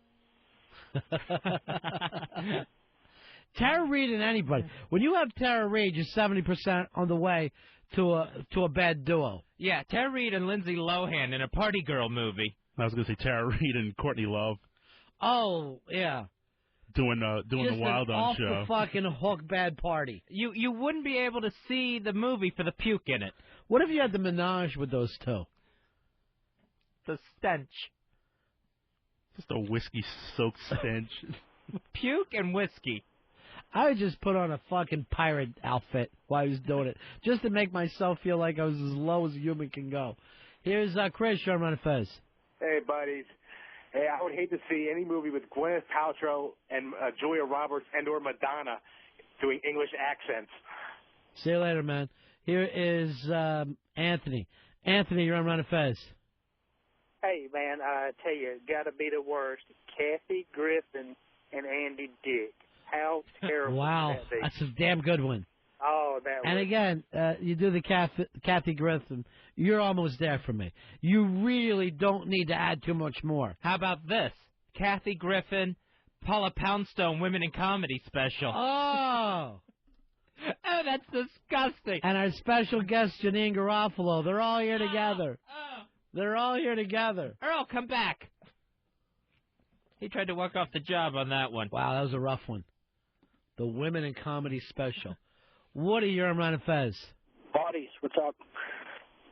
What's happening, pal? Yo, I got, how about Tommy Lee Jones and Tom Jones? Tom Jones I can handle. Ted, you're on Ron and Fez. Teddy. Hey, how about Keanu Reeves and Julia Roberts' big lips? Thank you very much. 866 Ron Zero Fez. I'm wondering if those two even did a film together. I can't think. I don't think so. No, I guess not. At first I thought Flatliners, but Keanu wasn't in that. No, I don't think they have performed together. Yeah. Here's Craig. Craig, you're on Ron and Fez. Hey, how's it going? Good. I'd like to say Star Jones, just number one, because she's so freaking annoying. I think she should just shut her mouth forever, just glue her lips shut. And her and, let's say, Martha Stewart, another person who just needs to shut up and stop talking. How's Martha Stewart's daytime show doing, Fez? It's up against The View here in New York. Yeah, the daytime show doing well, got renewed for another season. Is it beating The View? I don't know if it's beating The View or not. The nighttime, the primetime show, that way gone. Her Apprentice, just a disaster. I don't think The Other Apprentice is going to last much longer either. That whole thing's just about run its course. Hey, Mike, you're on Ron and Fez. Hey, what's up? I got one for you. Yeah. John Goodman and Tom Arnold. Roseanne. That's the one thing they have in common. Roseanne. Just talking about their sex lives with Roseanne. Oh. Well, John at least was acting. You got to give him all the credit in the world. He didn't actually do it. Haig, you're on Ron and Fez. Hey, Haig. Here's Joe. Joe, you're on Ron and Fez. How you doing, boys? Mahabone. Yeah. I got Carrot Top and Gallagher. Oh, my God. Carrot Top and Gallagher. One gigantic prop act. Wow, that's perfect. That's absolutely perfect. Hey, Mike, you're on the Ron and Fez show. Hey, I missed Fezzatorial Fez. I miss Fezzatorial Fez, too. Seemed like he cared about the show then. This Fez cares. Yeah, the two that I would want to see together and I didn't want to see together was Ashton Kutcher and Tara Reid. Ashton Kutcher, there seems to be a lot of hate for out there, Fez. Yeah, there's no respect whatsoever for Dude, Where's My Car? So I got Carmen Electra and Jenny McCarthy in a movie. Oh, man. Doing Shakespeare. And farting all the way through it. Who did I see gave Jenny kind of did a Pauly Shore is Dead type movie that she directed and wrote herself, and somebody gave it the worst movie of the year, like Roper or Ebert, one of the two. I can't remember which one. But out of every film that comes out of an entire year, including Stevie Baldwin's, for yours that finished dead last, out of they said there's something like 398 movies. What are the chances? You'd think you would be in the, at least in the bottom 10, not the last one. That's true. You got to go out of your way to lose that. Hey, Jake, you're on Ron and Fez. Yeah, hey, buddies. Yeah. Hey, how about Whoopi Goldberg and Fatty Arbuckle? Fatty Arbuckle is a genius, my friend. Yeah, he did fuck a woman with a champagne bottle. But if that's a crime, put us all in jail. Put every one of us in jail for getting that freak on. The only difference between you and him is the chick died. That's the only difference. Phones blew out. They're officially blown out. Have you called Wiki yet? I would assume that call's already been made. Ooh, I noticed this. You're rough on Earl. Yeah, review's coming up. Yeah. Well, I got to have some things done around here. Yeah. But what happened to when we support Earl? We love Earl. Thank God for Earl. I support Earl, but I need Earl to support me as well. Really? You feel like you're not getting your own support? No. It's understandable. Here's Jack. Jack, you're on Ron and Fez. Yeah, how about President Clinton and Jesse Jackson? Or what about Clinton and Gore? That would be a duo. How about a presidential ticket with Trent Lott and Joe Lieberman? Or Bush and Cheney. Can you imagine that ticket together? That's too scary to imagine. Talk about the axis of evil. And then if they got a second term. Mike, you're on Ron and Fez. Paris Hilton and Terry Schiavo. Who would you do? That's a fucking game of who would you do. Schiavo. Bye. I would do Schiavo just because I think she would get into it a little more. She would look into the mirror less. Less yapping, I know that. 866-RON-0-FEZ, 866-RON-0-FEZ. Hey, did we decide not to do Polo today? I know you said we'd have to move him till noon. No, you said no Polo, so there's no Okay, Polo. we blow him off completely? All right. All right, we got phone problems again, so why don't we just take a break here, Fezzy? Give us a chance to reboot them. Seems like any time you get a show going, phones blow out. We'll be back in just a few moments. Ron and Fez. Ron and Fez, XM 202.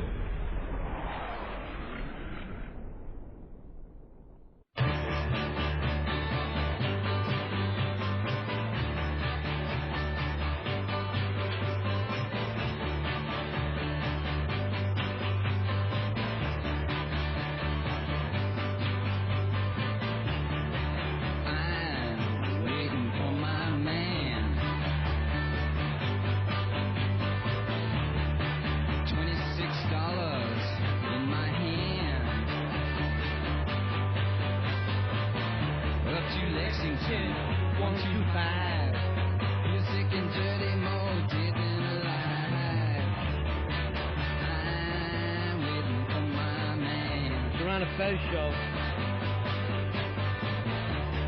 Fezzy, last night, Earl and I go out to this gallery, right? That's really right around the corner from here. Lou Reed photography being done.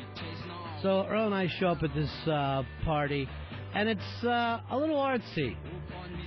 Very artsy. You know, everyone wearing the black and white, drinking champagne, and, you know, all the photography up of Lou's. So we turn around. There's the man, Lou Reed. Nice. So we're hanging out with him and his wife, Laurie Anderson, and there was people like Julian Schnabel there, the painter, and you know what I mean? It's like a party where you wouldn't expect me and Earl to be. Turn around, coming up the steps, and there's only like 50, 60 of us at this party. Yeah, very small party. Very small, you know. Like I said, it was like the New York art scene. Coming up to support Lou Reed, the Thin White Duke, Mr. David Bowie. Oh, very, very nice. Looking like $1 million. $1 million. He looked like $1 million. He was dressed like, almost like, with the exception of the white, he looked like the Thin White Duke. Yeah, he was. You know, dressed to the nines, not a hair out of place. I know. Was it one of those things, too, when all focus in the room, you could just feel all the energy go that way? No, it was still on me. At Really? that point, it was still... I mean, I was fucking hysterical with these people. Just one line after another, I was on. Fucking Lou Reed is like, stop. You're killing me. But it was just one of those weird, surreal moments where, you know, Moby's downstairs. Right, Moby is hanging there, too, and he's fucking booze down. Can't put the booze down. A lot of Thin White dudes. Did you notice that champagne was the only beverage they served? Well, there was some kind of martini thing. I think they had a fucking deal on. But it wasn't like, hey, I'll have a Coke or a glass of water. It was just like, nothing but champagne. Not even a glass of wine. You know, I think my scene was together, though, because, you know, A, I look like I'm not an artist, but B, I got the black guy all dressed in black that I come in hanging with, and it gave me a certain something. And then I saw another black guy there. I was really fucking angry. I'm like, and he's wearing an eye patch. And I'm like, damn it, I've got to get Earl an eye patch. Someone took your black guy gimmick. Lou's how old now? In his 60s, right? He's got to be like 64, 65. Wearing leather pants, Fez. Wearing fucking leather pants. God bless him. He and Laurie Anderson look like the coolest grandparents in history. And I'm like, hey, you gonna do any songs? It's like, this is my photography. So I'm like, seriously. Grab a fucking guitar, I'll sing with you. And Julian Schnabel? Yeah. Oh, he looked like I don't know how to pronounce his last name. I don't. He's the director of Basquiat. He's fucking... great painter. Great painter, great fucking director. But he walks in looking like he just stumbled out. I know. Like McSorley. So I gave him the line, hey, you look like $100,000. That's just to make Earl laugh. And he felt like it was a compliment. He doesn't know the $1 million line is out there for everybody else. Sure, what's he going to know? $100,000 sounds pretty good to him. So we got fucking Bowie and Lou Reed. And I mean, Earl are sitting there, and they're hugging each other and, you know, posing for pictures. I'm like, we got 2/3 of the Holy Trinity. All we need is Iggy, and we fucking put the whole thing back together. And I kept thinking, come in, Iggy. Come on in, bro. That would have been the best. Yeah, but it was just so surreal because it was like the remnants of the whole downtown scene and just completely moved uptown. Way uptown, too. Way uptown. Yeah, on fucking Madison. Yeah, Madison Ave, and it was just such a strange combination. And it was it would have been like a pretty good party even if there was no, you know, old glam rock guys there. But when you had the old glam rock guys, yeah, it's a fucking nice get together. Fez, you got some food dropped off for you. Caroline and Chris have dropped it off, and I guess they did this themselves. They don't even have a restaurant.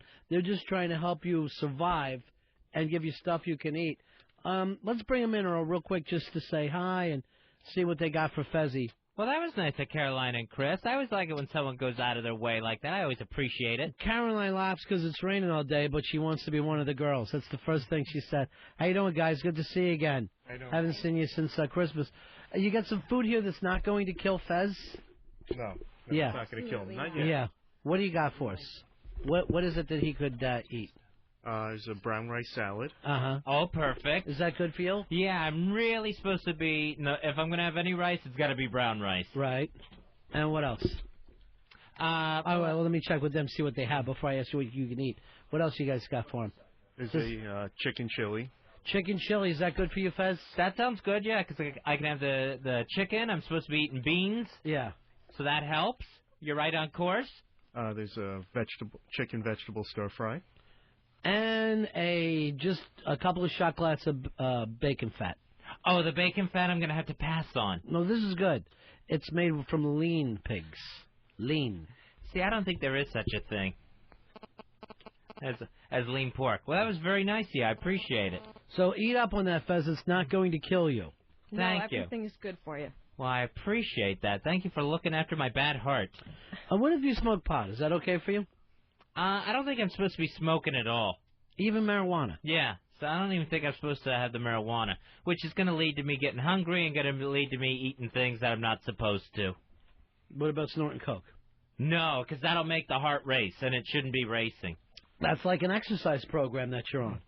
That you could do a line of coke and just sit on the stationary bike. Just coast on it. Let your heart get up where you need it. I was saying that to Earl last night. These guys fucking look great. They're like, most of them like Bowie and all. I go, these are ex-junkies. They look like $1 million. Fez never does any drugs, and he has a heart attack. Yeah, and look at me. I'm just a mess. I'm elderly already from this thing. I know. And the bet that you have going with Elfish. That's the other thing. Do we know where we are with that yet, Earl? No, we do not. Should we call him and cancel? What should we do? I'd say let's give him a call and let's just work this out once and for all. Yeah. Should I leave while you guys are doing it? Like you are the skilled negotiator. So. I really don't want to be part of it. I got to tell you the truth. It's gone too far. Maybe I'll let Caroline and Chris work on it a little bit. Maybe that'll work out that way. Maybe this is something Bill takes over. I have tried 2 nights in a row to work this out with Elfish. If you had it all to do over again, what would you do, Fez? I would not have done it. I don't think I would have bet the first time. Would you pay it off immediately, though? Oh, yeah. If I had bet the first time, I would have just finished it off right then and there. Yeah.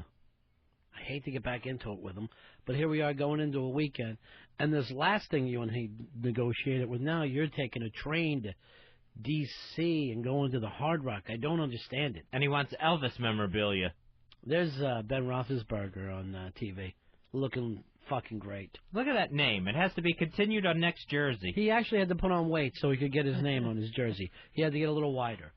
You can't be too small with the name Roethlisberger. That guy who got arrested for impersonating Ben Roethlisberger last year in Pittsburgh, in the Pittsburgh area, he's got to be thrilled.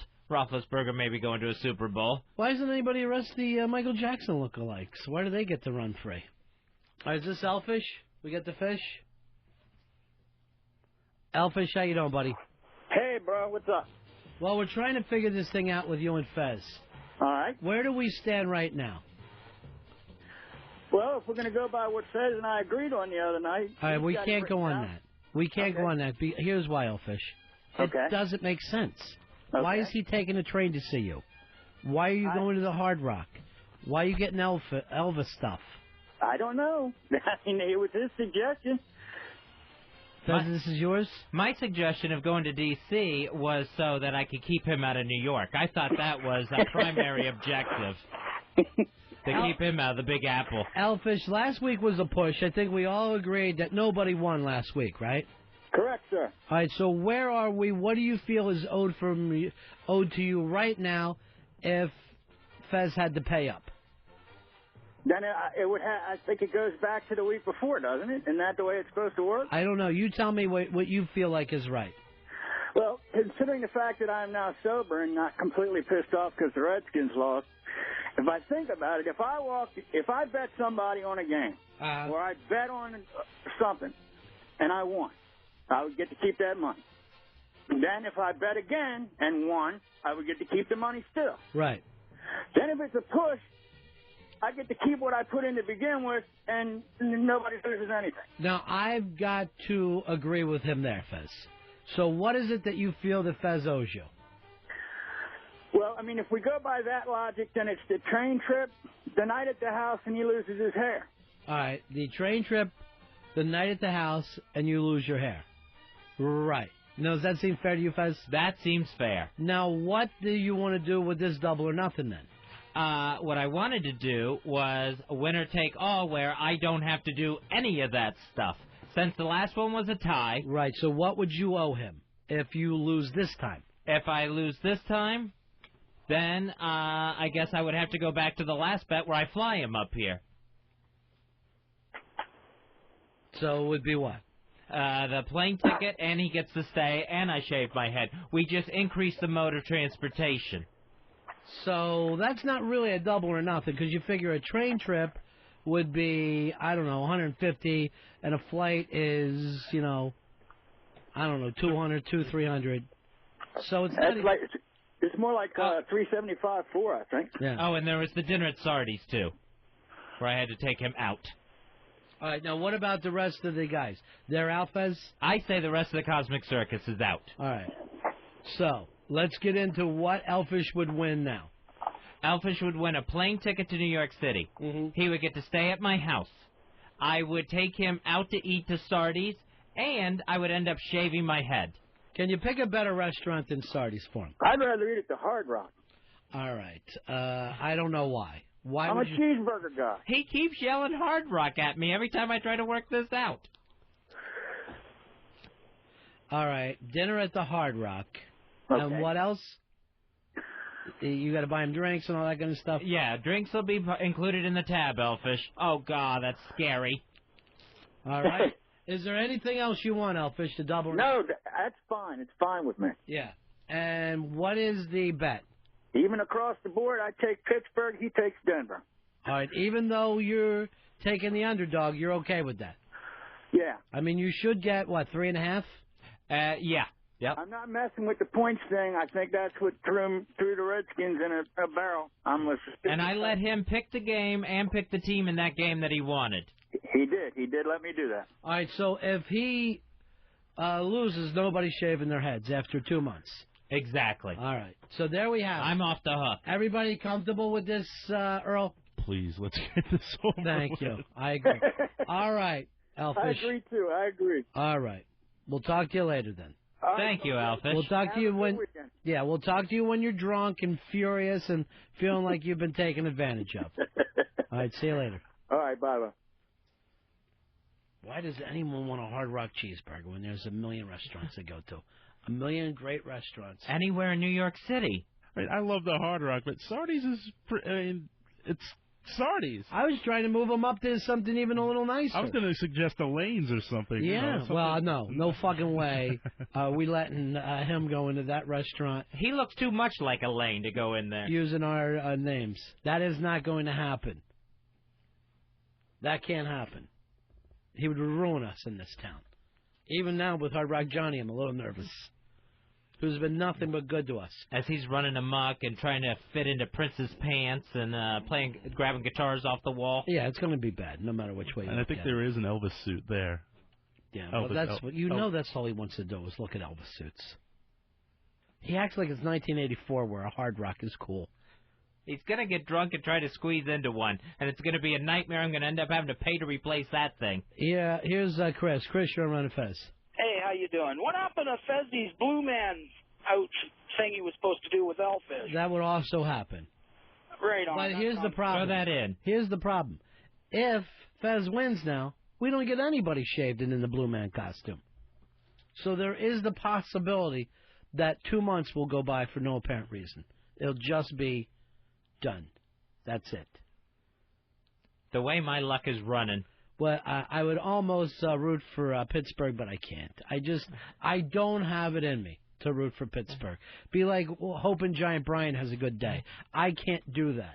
I forgot about Giant Brian, our buddy, the giant Pittsburgh Steelers fan. I talk to him all the time, and he went out for the game in Indianapolis. He was out there. Oh, he had to be going nuts. Yeah, he His said head hitting the roof of the RCA Dome. Yeah, he was out of his mind. He said he was just out of his mind at the end of that game. And you can imagine, if that was your team and that's the way it goes out, just frightening. I do like Denver in this one. I think the only thing that could go wrong for them if all of a sudden Jake Plummer reverts back to Arizona Cardinals Jake Plummer. Yeah. And he just, starts throwing picks. Ron, you're on Ron and Fez. How you doing, buddy? Hey, fellas, how you doing? Hey, Fezzy, you got to add something to this bet here. You got to say that you are not going to rebet, that you have to pay if you lose. No more, I want to bet again. No more hanging them over the barrel. This is it. If you lose, No more betting. You can't go back to the house and go quadruple or nothing. We may not even let Fez talk about football ever again. There you go. This May, I know college football next season is out. That's done. That turned into a nightmare this year. I love college football. You're not good at it. You're not good at it. Neither was your idol. The only person I will talk football with on this show is Crazy Jen, the 5-1 Gator. You can't stop her. Here is Eddie. Eddie, you're on Ron and Fez. Hey, Dig, man, I was listening, and I heard Fezzy say that he would give him a plane trip to New York, but how's he going to get home? Let me tell you, Fezzy will gladly pay his way home. I guarantee you people off the street, Fez's building might even come up and pay this guy home. If there's a traffic jam, I'll carry him on my back to the airport so that he gets out of here. Ray, you're on Ron and Fez. Hey, is there a window in the studio that looks out on 57th Street? Yeah, there is. There is, huh? Oh, good. Are you still there? Yeah. Yeah. Hey, this is Radio Shark. What's up? Yeah, I want to park in front of the building. What are you talking? All right, maybe Poe could stand by the car and watch it so I don't get a ticket or get towed. No, Poe is here at all times. Poe's at his post. Yeah. His master post. Couldn't give him a cell phone? No, it has nothing to do with this. That's XM. You don't have any XM parking anywhere? No. No, huh? No. How did Robert Vaughn get there then? Robert Vaughn got here by limousine. Oh. So they got the park out front, nobody washed his car? No one is, I have no idea. There's no parking space reserved for Robert Vaughn that you can use today. Well, the city's pretty crowded today. I don't know, they must have a Shriners convention or something like that. But I'm trying to get there. I doubt very much you'll come in here. But Poe is on guard at all times if you are. Well, I'm not invited in? Yes, you are invited in. Well, how'd you say I can't get in then? I said I doubt that you will come in. Why? Well, because you put up a live thing here. It just doesn't even make sense. You never show up. And there's no way that a parking space is keeping you away from here. This is the Radio Shark. He's an odd caller. He is afraid, for whatever reason, to let Master Poe know who he actually is. You have to have ID to get into the building. I'm not afraid. Yeah. All right. I'm 2 blocks away. All right, we'll see you when you come in then. All right. Yeah, no one's going to stand out front and watch your car. It's a cool car. It's an old one. Whatever. All right. All right, see you soon. God, he's an odd guy. Master Poe, never stop kicking him if he comes in. Just start kicking him and never stop. And then people going, why is Master Poe kicking on that pile of old clothes and pieces of meat? And we'll go, oh, no reason. That didn't used to be Radio Shark. He never showed up again. He always says he is, but he didn't show up today. And he says he's 2 blocks away. Frisk him.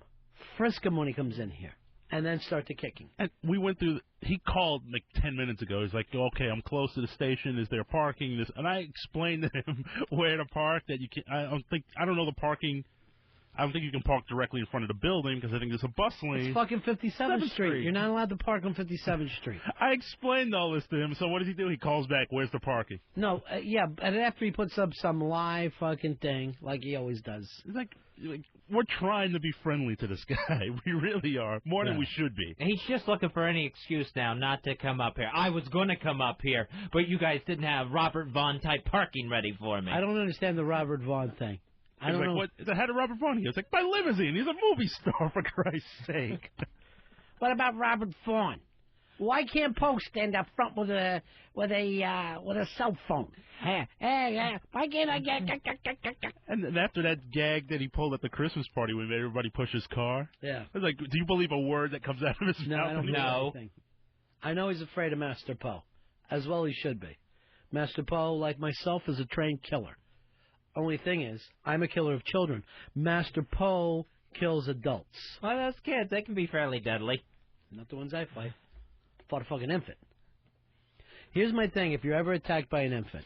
Master Poe, this is something that you could teach your students too. If ever attacked by an infant, or if it won't stop crying, you attack immediately using the thumb into the soft spot, fontanelle. You push in deep. It's going to pop like an old cantaloupe and turn. And turn. How long does that take for the infant to finally go down? Is that a slow process or an instant death thing? Well, it seems forever because it's, you know. Well, I'm sure everything's moving in slow motion to begin Yeah, with. you're going to feel gnarled. Right. So, ever attacked by an infant, that's the easiest way to get into it. Now, once they hit, 2 years old, the skull has formed, it hardens, you won't be able to do it. That's why I don't like to fight them any older than that. Well, the problem is, what if you go for a kid that you think probably still has a soft spot, and then all of a sudden you realize that skull has hardened already. This kid's a little older than I thought. You can break a thumb. You can break a thumb. I don't know. How old? What age are we talking about? 6 months, 6 to 7 months. Uh-huh. Now, Poe, you've got something happening here. The Radio Shark is coming in today. This could be your first security breach ever in the history of you working XM. I see. He's a stalker. He's odd. He uses fake names to call the show. He sends threatening mail. So you will have to keep an eye on him. And the only name I know is Radio Shark. Yeah, and he will try to use mind games on you. Yeah. He'll try to tell you he's here to deliver something when he's not a delivery boy. Yeah, he snuck in to our studio at NEW using a fake name. Yeah, I believe he is a master of disguise as well. Not that I know what he looks like. He used D.B. Cooper. What does he look like? Let me think. How would you describe him? I would say him as an everyman. See? He almost looks like an everyman. That's the problem. He can blend into a crowd in the wide open. What would you think of him, Earl, if you had to describe the Radio Shark? I've never met him. Yeah. Yes, you did at the Christmas party. I've met a lot of people at the Christmas. I can only even point of reference. He kind of looks not dorky, but no, he's kind of he looks like an average guy. Yeah, he's an average guy. He's not a bad-looking guy. That's the problem. It's average height, average weight. Should you shut down the door right now? We go into code red. Nobody gets in. Nobody gets out. Well, right now the doors are locked. He's not getting in. Is there any way to drop any kind of metal over our windows? No, we don't need that. I mean, obviously, if it was an infant, I would handle it. I'd push my thumb in the fontanelle, turn, and put an end to him. I mean, did you ever see The Matrix? Yes. That's how I drop them, like when they would pull that thing out of the back. Once you do that to a baby, you're right into the brainstem. Just a quick shake and the baby's done. And really amazing. I'm not going to recommend it, and I won't say how I know it, but it is possible to have sex with a fontanelle. So what you're telling me, I'm going to have to start teaching a 6-month-old child how to defend themselves from now on? Good luck to you, my friend. If you're feeling like you're up to it. If you're feeling like you can stop Super Thumb. Well, I mean, I don't know how tough it would be to teach them to defend themselves. It's, protect the head. That's got to be lesson 1. They could squirt you in the eye with their bottle. How's that? Mr. Bo, how many students do you have right now? 80. 80. And what ages they run? From adult to kids? Yes. Men, women, and children starting at age 5 all the way till about 60, 65. Really? That old? So at no age would you say it doesn't benefit you, learning the martial arts? Absolutely. You can train at any age. Can you train in a wheelchair? Yes. Have you seen people like that can do stuff? Yes, I had students in wheelchairs. Interesting, huh, Fez? Yeah. What about Fez coming back from a heart attack? Where I just don't have the juice, the stamina, the staying power. Juice? You've lost your juices? Your essential juices? Sure, I can help out Fez. We can all help out Fez. I have a... gun? No. What would you get him, a gun? No. Well, this was a quick lesson. Here, you take this.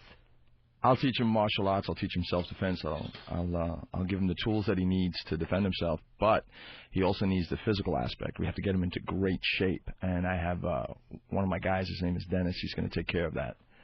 And he'll right now your being body. held together by a stent. Okay, well, if I was fighting Fez, I mean, obviously the first thing I'd do would be to punch the stent. How should he protect himself? Distance. Stay away. Try to stay out of that arm's reach of a heart punch. And I always try to do this, and I don't know if you probably teach your kids the same way. When I attack, I make sure my opponent is already sleeping. I normally attack during the night. So would you suggest I sleep on my belly? Or would that leave him open to a knife in the back? No, I suggest you get a dog. Which would still go right through to the stent.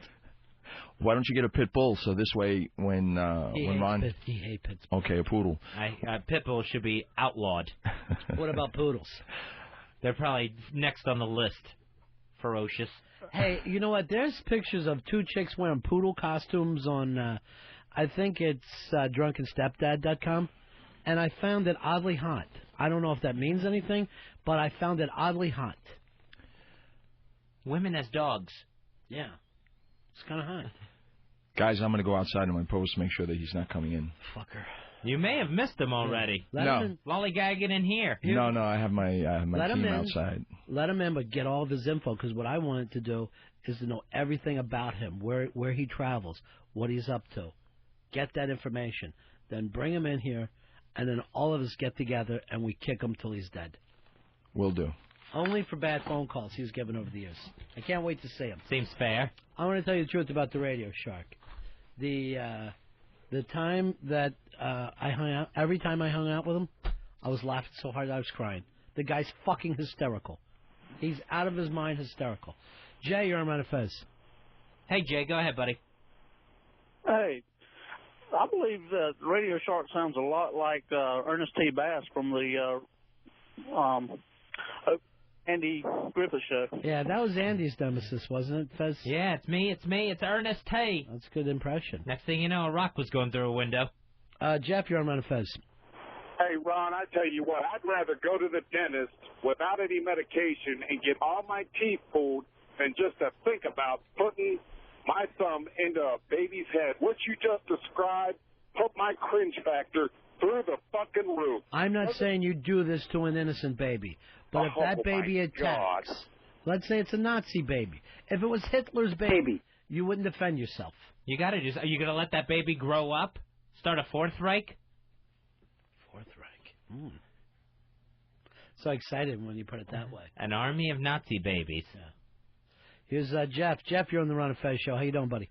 The Radio Shark, he looks a little bit like Robert De Niro around that Cape Fear period. Be careful, you know. I seen him at that Christmas. This is the Radio Shark. Shark, where are you? Where are you?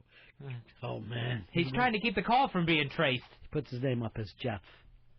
See how he gets past our screeners. Earl, can you check and see if the call came from inside the building?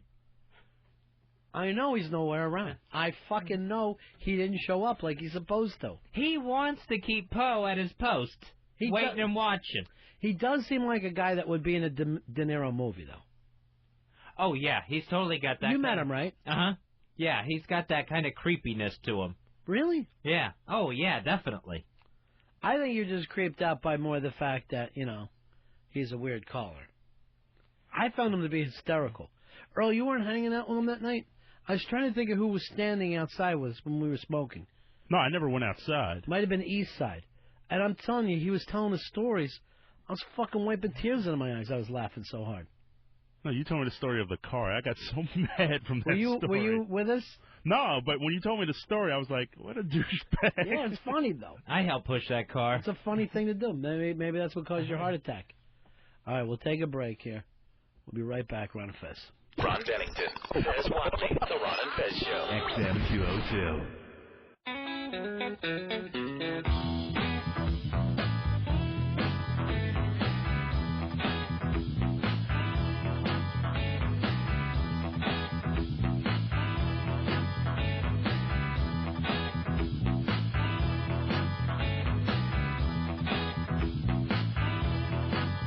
Yeah, it's the Ron and Fez show.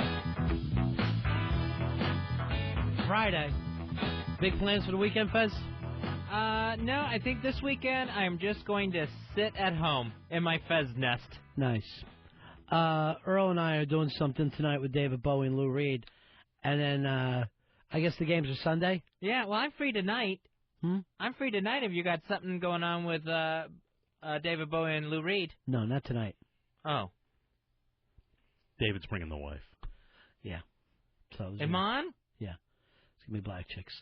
Yeah, so you're staying in all weekend? Well, yeah, but I mean, if there's something going on, I'm totally available. Why don't we do this then? If something's going on tonight, I'll send you a picture. What's your email address? Is that Fez2000 at AOL? Yeah, Fez2000 at AOL.com. Yeah, I'll zip it over to you. But you could just call me up and I'd meet you guys somewhere. Yeah, I will. You meet me on your computer and see what we're up to. I hate meeting on the computer. You wouldn't fit in with them. You wouldn't fit in with our glam rock friends. Well, I could try. I promise not to spill anything or trip over something. I'll get a hold of you if I'm doing anything with Bill, the intern, or Stalker Patty. Then I'll give you a buzz. Couple psychos. This is how bad I was with my parents trying to find something for them to do last weekend. Mm-hmm. Dropped by Stalker Patty's chocolate place and to see if she was there. Hey, let's just see if Patty's working today. Was she? No, that figures. You got to ask because she's normally in the back. I did. She stocks. They don't let her up front. And yet she tells us she sells so much. Yeah, it works. She's Stalker Patty, S-T-O-C-K. She's Stalker Patty. So I didn't even have that for them. I didn't even have that going on. You were trying to act like you had a lot of friends? Oh, yeah. Yeah, that's my chocolate friend. No, that's Earl. Oh, yeah. Earl's your chocolate friend. C. Oh, good. We're at this point now. They're playing all the old Super Bowls on TV. Oh, that's nice. Just leading up to 40. Coming up February 5th, so late in the year. Why not just wait and have it in the summer at this point? Well, we can still do it in January if they didn't need the week off. I don't know if the 2 weeks helps or hurts. Some years I'm like, yeah, we need a little more time for hype. Now I'm like, with these 4 teams, I don't see... It seems like it's going to be a forgotten Super Bowl even after it happens. Yeah, this one doesn't look like it's real memorable. I mean, you got... Put this in the Tampa year. The Tampa year is nice because it breaks up the New England years. Yeah, that is true. That's the one footnote it has. Did you see that guy, the drunk Cleveland Browns fan who had run down on the field during the season? Yeah. He finally got sentenced by the judge. His sentence is he has to spend a Super Bowl weekend in jail. He's not allowed to watch the Super Bowl. By the way, Mikey Boy has sent us a picture of the Radio Shark. Mikey Boy is the best producer we ever had, and he's not our producer. And yet he does produce, time and time again. He's actually also having a review with Wiki. Fez, I noticed that you and Earl are going through a bad time. You guys used to be the 2 buddies. Yeah, I'm just, I need Earl to do stuff. I don't have a problem with Fezzy.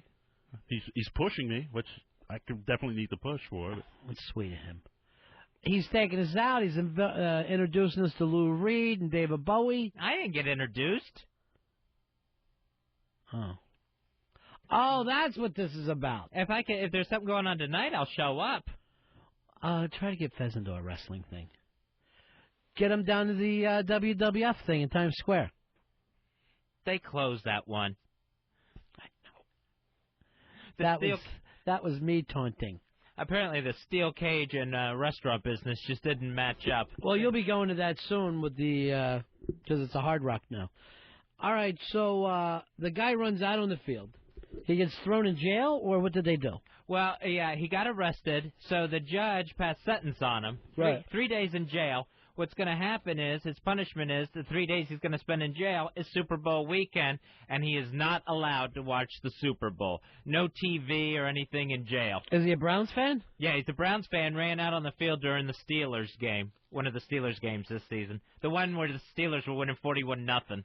So, it's an odd punishment. It seems like something that would happen in the Middle East, where you just go off the reservation, do whatever you want. And then the judge threw in this one, too, this stipulation to his punishment. Yeah. This guy is not allowed to attend a Browns game, home or away, for the next 5 years. I like it, because I don't like people fucking around at the stadium. See if Master Poe can come in and just let him know we do have a picture right now of the Radio Shark. Although he won't be looking anything like this when he attempts to get in here. He will be looking completely different. I know he wasn't around. He was trying to send Poe outside with a cell phone to pull him outside. This is just so you know. There's the picture of the Radio Shark. And what we figured out, Mr. Poe, is he was trying to pull you outside, out front, to wait for him there, so that he could probably come in through a ceiling panel. He gets you away from your post, your guard station. Yeah. And then he slips right in, right past Caprice downstairs. That's not going to happen. I have too many people over here. We're on red alert right now. We're on full alert. I have my own team. I didn't even notice the colors change. We went from orange to red. Now, this other guy that he's posing with is Bobo. Do not trust him either. He's one of Fez's friends. Completely dangerous. Yeah, that guy's bad news. Yeah. Okay. and maybe wrapped up with the JDL. So we got nothing but problems out there right now, Master Bo. Don't worry, guys. You're safe. I don't want to do a Who Killed Fez Whatley show on Monday. Yeah, I don't want to do that one either. Well, you won't be. Yeah, I would have Monday off. Yeah, long weekend. Don't we get Monday off? No. It's no kind of black holiday? No. Have we used up all the black holidays already? I believe so, yes. Is there February a Jewish holiday or an Armenian, anything we could take? I don't think anything's going to happen until Easter. Oh, there's got to be a Yom Kippur or something that we could pull for our own. I think it's in October. Hey, Dave, you're on Ron and Fez. That may be the dumbest punishment I have ever heard of, and talk about the punishment not fitting the crime. It's ridiculous. What's your problem with it? Well, apparently an NFL player can point a gun at somebody, and well, you know what, you still go ahead and play in your game. A guy runs out on the field. He's no threat to anybody. No threat to anybody. It's a $100 fine. Move on. Well, it is a threat to people because they never know what reason people are coming onto the field. It's a little scary for them. How do you know what he's carrying? Yeah, he could be. Anybody, you know what he's carrying because it's practically strip searched on your way into the stadium. Yeah, that part's true. But Has anybody ever has there ever been an incident where somebody ran onto a field other than that baseball? I'm sorry, I had a fire. Yeah, the baseball thing where they started attacking the umpire. The dad and the son. Let me tell you, have you ever been on the sidelines of a game? It's a whole different feeling. You feel like you're in the middle of a fucking riot when you're down there between the violence on the field and the screaming coming out of the stands. It's a really weird place to be. Right. So I'm sure those refs are weirded out. But this guy, I mean, it's really no threat.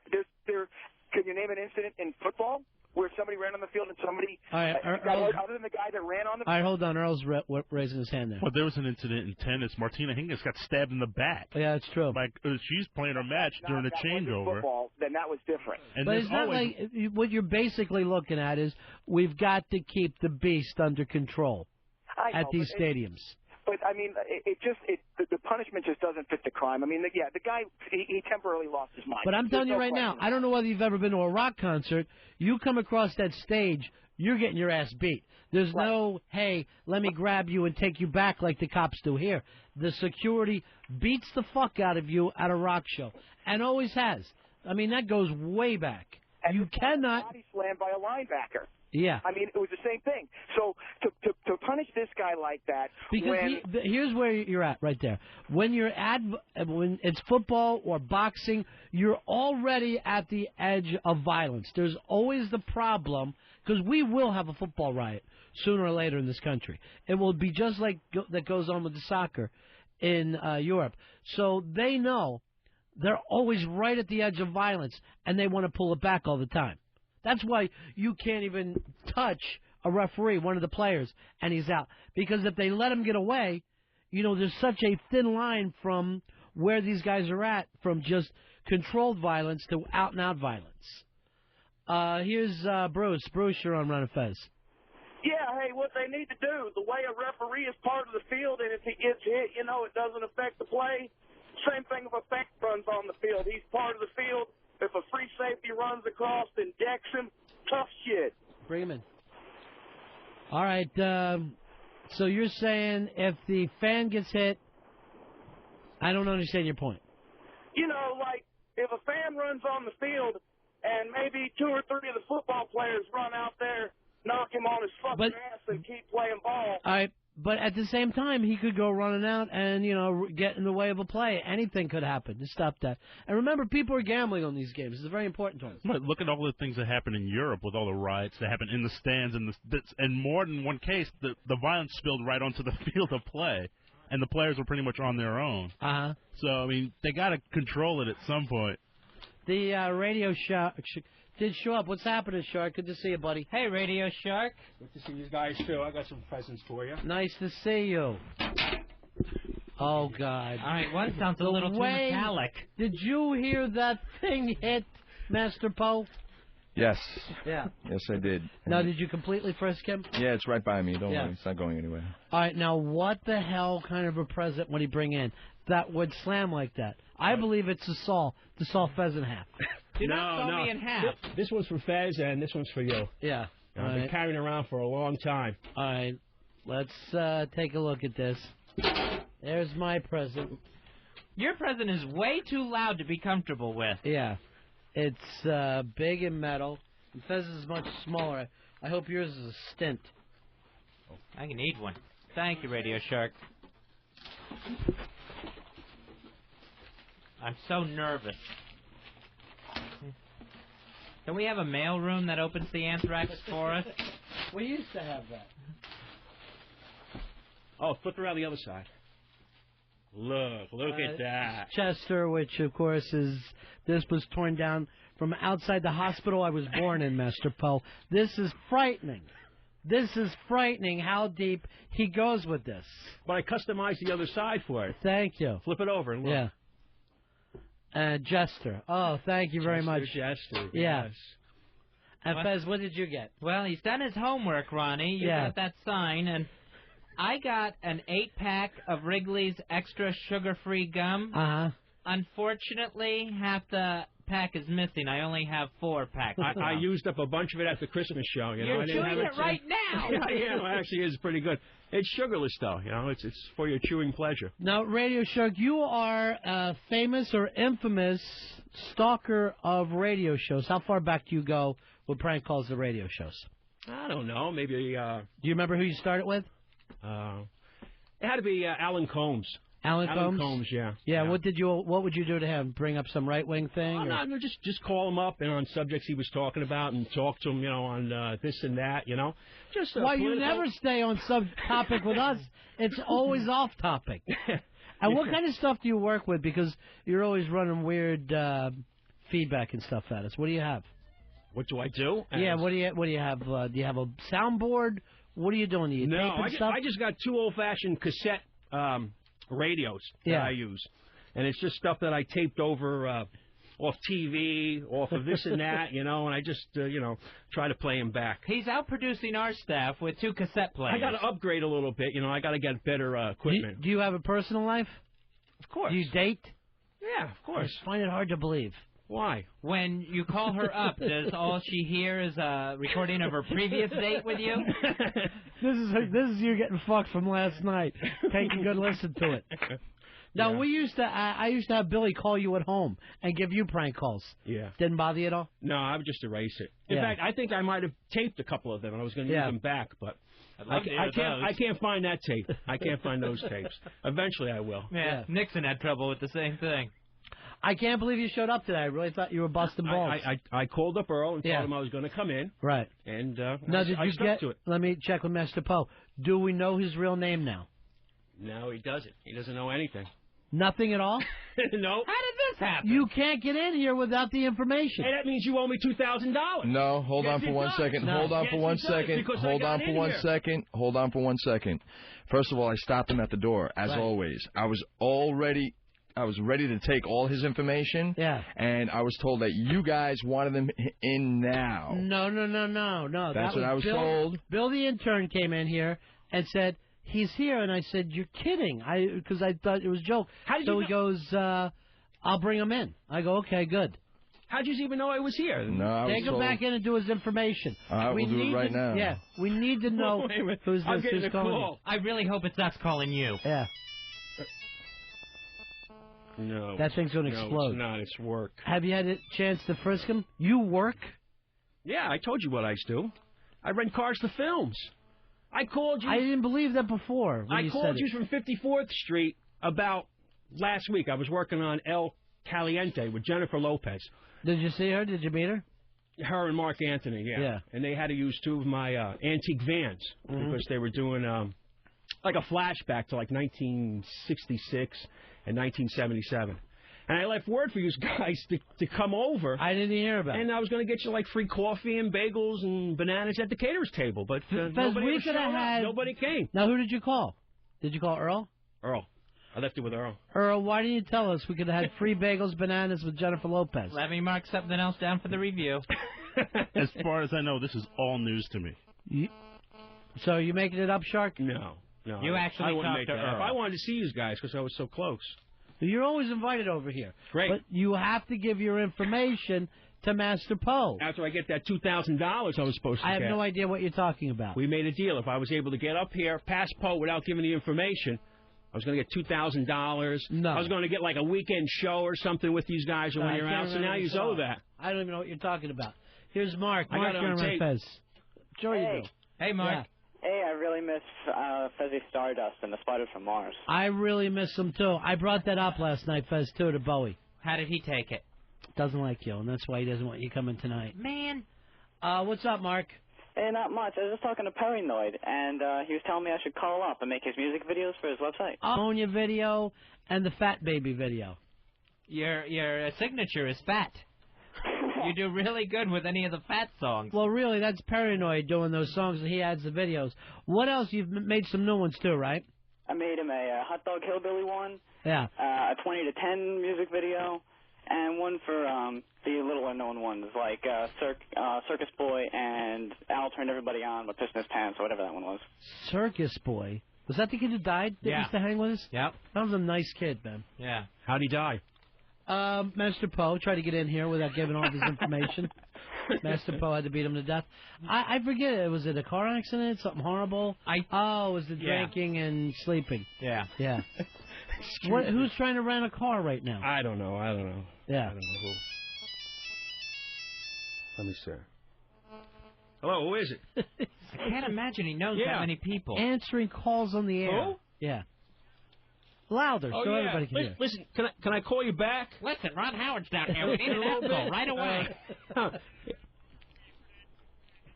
Oh, you got a motor for me, yeah? Yeah, what year? I'm looking for a Hemi engine. I'm sure you are. You remind me of that fucking guy. It's a Hemi. All right. I'm on the radio right now, so let me call you back on it. All right, Kev? All right. Bye. So you build these cars yourself? I get them and then restore them, and then we use them in films. Right. Right now, I got an ambulance, 57 Dodge ambulance with a Hemi engine in it, and the engine is seized. So. I saw it in Ghostbusters. What would be the most impressive film you had anything to do with? I don't know. I worked on the Raging Bull. What did you do with that one? I had a pickup truck. That was in 1979. I had a pickup truck. What kind of money do they give you to put your car up, something like that? It used to be real good in the 70s and early 80s, and then, other people started getting into the business, so you got competition. But it depends on the vehicle that they want. Right. If they want something special and you have it, then you can charge get whatever you want. Yeah. Like I did that Batman movie with Val Kilmer. Right. And I had one of the Studebaker police cars. They took and made up for it. And then you're like a stage mom. You don't. You go right out there on the set with your car. Yeah, I go with the cars there, and every once in a while I get a part in the film too. Yeah. As Radio Shark, play the part of the Radio Shark. It's just an extra. Yeah. Usually an extra. I usually never ever talk, but I've been in a couple of films. So, do you got any phone numbers for these people? We should all start harassing them. We should join together. Yeah, we and make should. their life a mess. Yeah. Well, I don't get that close to them. Just you guys. Mark? Yes. Yeah, let's play one of his songs, though. You do really good work. CosmicCircus.com to see any of these funny videos. The Fatty Pneumonia one that he made fun of Fez, and Fat Baby, which is also a hysterical one where, off we go. All right, thanks a lot, man. Talk to you later, buddy. Yeah. So play one of those tunes. We'll go in the break, girl.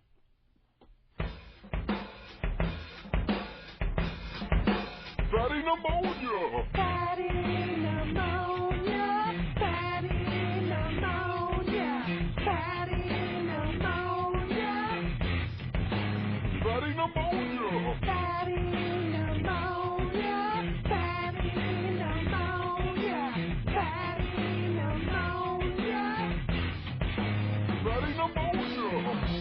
Fatty pneumonia never left the house. All the neighborhood kids used to scream and shout. Hey, look at Fatty staring out the window again. Fatty always had food, but he never had friends.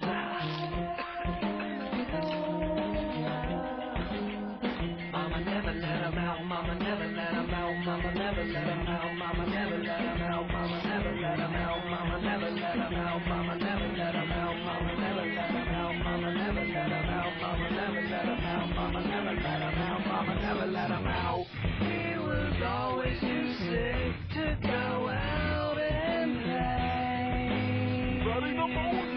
One day, Fatty made love to a cupcake. Fatty pneumonia. One day, Fatty made love to a cupcake. Fatty pneumonia. Fatty made love to a cupcake.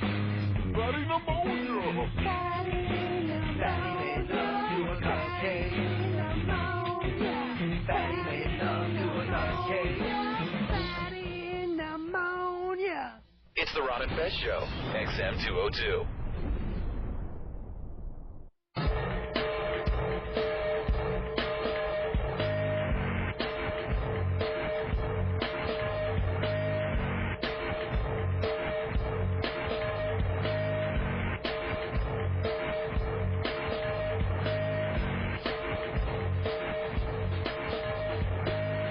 Ron and Fez Show.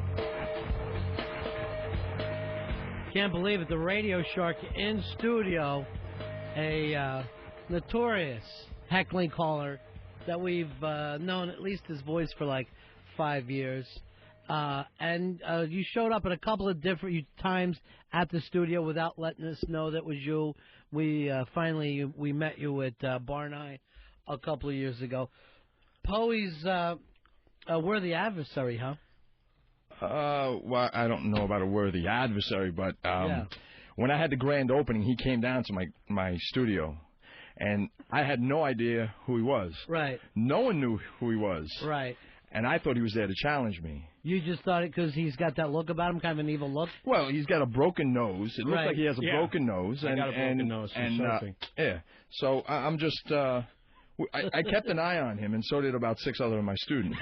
No attention. No, are you aware that you I was not aware that anybody was following me, but I was walking all over the place, checking out, the building he's got, filing cabinets, going down into his weight room. But I wanted to see what he looked like before I ever came in here, because you kept saying, "Oh, he's going to jump on you, or he's going to get you. He's our protectorate." So I said, "I'm going to find out first." Like when I came up with. You need Unique New York when I came up. So you did a stakeout of Master Poe's school. Yes. Yeah. He's insane. He's absolutely insane. Careful. Just careful. So I'm just careful. So when I went up to him, I says, "Hi, how you doing? My name is Master Poe. How can I help you?" And his answer was, "Oh, I'm just looking at the studio." Very nice. Do you have a background? Right. No. And he was so evasive. Every question that I gave him... He was interrogating me. He was saying, "Oh, what are you here for?" I said, "Well, I heard you on the radio. I wanted to come in, Well, who do you like, with Opie and Anthony?" And I said, no, more Ron and Fez. And there was only a couple guys for Ron and Fez for there, And then he asked me, "Well, what's your name?" So I had to think really quick of something. So I came up with, I don't know, like... Richard Kelly or something like that. Why? And then he goes and announces me to everybody. "Hey, everybody, here's Richard Kelly." Everybody say hello to him and everything. "Hi, Richard Kelly. Hi, how are you?" But you live a lie, Shark. Everything you do is a lie. It's not a lie. It's not a lie. I was finding out information, seeing if I was going to have trouble with this guy if I came in. Every time you told me to come in, there was something else tagged along with it. And what did that Every get time, you? like punch in the neck. Did it get you the information you needed? Yeah, I checked him out. I see what he looked like. Yeah, I see. Now, Fez, before you started radio, did you ever give radio stations a call? No. No. I would buzz every once in a while and always say I saw a UFO. "Yeah, I just saw a UFO. You better slam me on." Give them that bit. You could really help a show sometimes by just saying I saw a UFO. If you hear a show bombing, call up and say, "I just saw a UFO." They would love you for it. Here's another weird thing, Shark. Giant Brian, who used to work for us, gets fucking paid to make fake calls to radio stations. You mean you could make money doing this? $100 a call. $100 a call is what they're paying right now. So you guys owe me a lot more than $2,000. No. Huh? Did they do that here? Not one call you've given has ever helped. You always take us off topic. You always... That fucking... the Robert Vaughn, it made him feel like an asshole when he was in here. He felt like he was unliked. I couldn't even look at him. Fortunately, he was old enough to think, I just don't hear so well. He felt awkward and was playing the, I have no idea what he's talking about thing. But in the back of his mind, he was thinking, people think I'm gay. But I thought I loosened them up a little bit for you guys. No, that way it was more like buddies and stuff. No, I need you to understand this. You don't help. You have the abilities to be somebody who helps, but instead you hurt. No. The game is, if you have a celebrity guest and you have him on the air, they're fair game. Wow, They're chumming the water. They're chumming the water. And a shark, you come up, you either can rip them apart or you can play with them. It can go either way. But why? What makes you feel like these people are fair game? Yeah, because they're on the radio. He's plugging some sort of a show. Right. He wants to get publicity for it. Right. So, maybe you want to ask him a different question. So something else. What kind of questions do you ask, though? Why do you make them feel bad? I ask great questions. Why do you make them feel bad about themselves? When did I ever make him feel bad about himself? Robert Vaughn walked out of here laughing and giggling. I bet he can't wait to come back on again. He was crying. All right, here's the blowhard. Blowhard. Guys, this guy is a legend, man. I've listened to this guy for years. Congratulations on your call last week on the Bob Grant show at Hannity. All right, what's that one? Wait. He had the I didn't call. I didn't call Bob Grant. That was you with the harmonica? No, that's not me. That's another character. Oh, it's a character. Okay. See, he does some other character, not me. He's ingenious. He's great. He's funny. But it ain't me.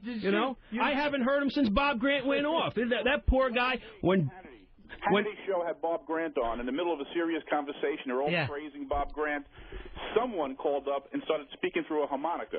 Yeah, that's the harmonica man. He's a great guy. You should have him on the show. You really should bring him up here. You have him on the show. It's not me. You think it's me, but you're mistaken. Then why did you get excited first? Like, wait, that's not me. You were so happy. I heard that call too, and I thought it was great, and it's wonderful that Blowhard brought it up. I almost died when you used to call up Alan Combs, and he would take you seriously, and he would have conversations with you in the harmonica. But Bob Grant used to get so pissed off at this guy, guys. Bob Grant used to almost have a heart attack because there'd be a serious Palestinian conversation, and all of a sudden you'd hear this guy call up. This guy's a genius. He's a New York legend. Yeah, he is. He is a fucking legend. Yeah, that harmonica man is, No, you might not ever hear him again, Once Bob Grant went away, he might have just put his harmonica down. Who called in the past that got really pissed off? Say that again? Who have you pissed off the most over the years? Nobody. I don't piss anybody off. Not everyone loves you like you think. The other guy. The guy who does all this stuff. Who's the worst and who was the best? Well, I used to call Tom Snyder. Tom Snyder had a great show because he used to get all the top-name guests and stuff. Right. I remember I called the one time he had Jacques Cousteau on. Right. And they were talking about, everything in the ocean, fish, and this and what he does. And then I got on and I asked him, how come when the Nazis invaded France, the pastry-eating bastards gave up? And Tom cut me off. And Jacques Cousteau goes, what the heck? Oh, what is going on? And then they cut me off, and he goes... This guy goes back to the 80s and beyond. Yeah. I never forget it. I mean, it'd be a serious topic, and all of a sudden, his genius would just pop up. And some of the hosts would roll with it and just say, okay, next call. But see, let me just say, some days you're in the mood for it, it's funny, and other days you're not. It's like we're fucking talking about something else.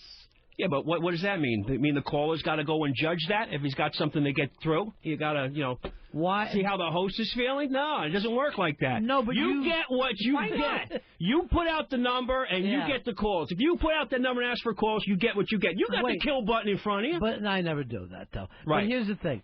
The difference is this, though. We're using our names. You're fucking Jeff. You're Nick. You're Pete. Doesn't find. If you called up and said you're a radio shark, I would put you on first. I know.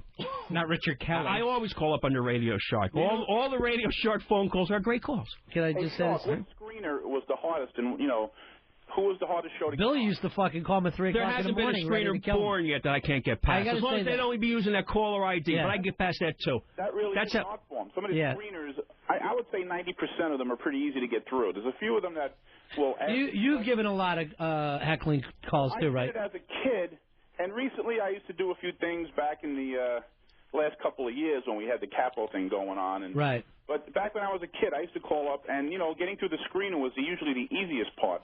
But now they're at the point now where on some shows they would ask you, maybe 3 or 4. You call Larry King, they want your phone number. Right.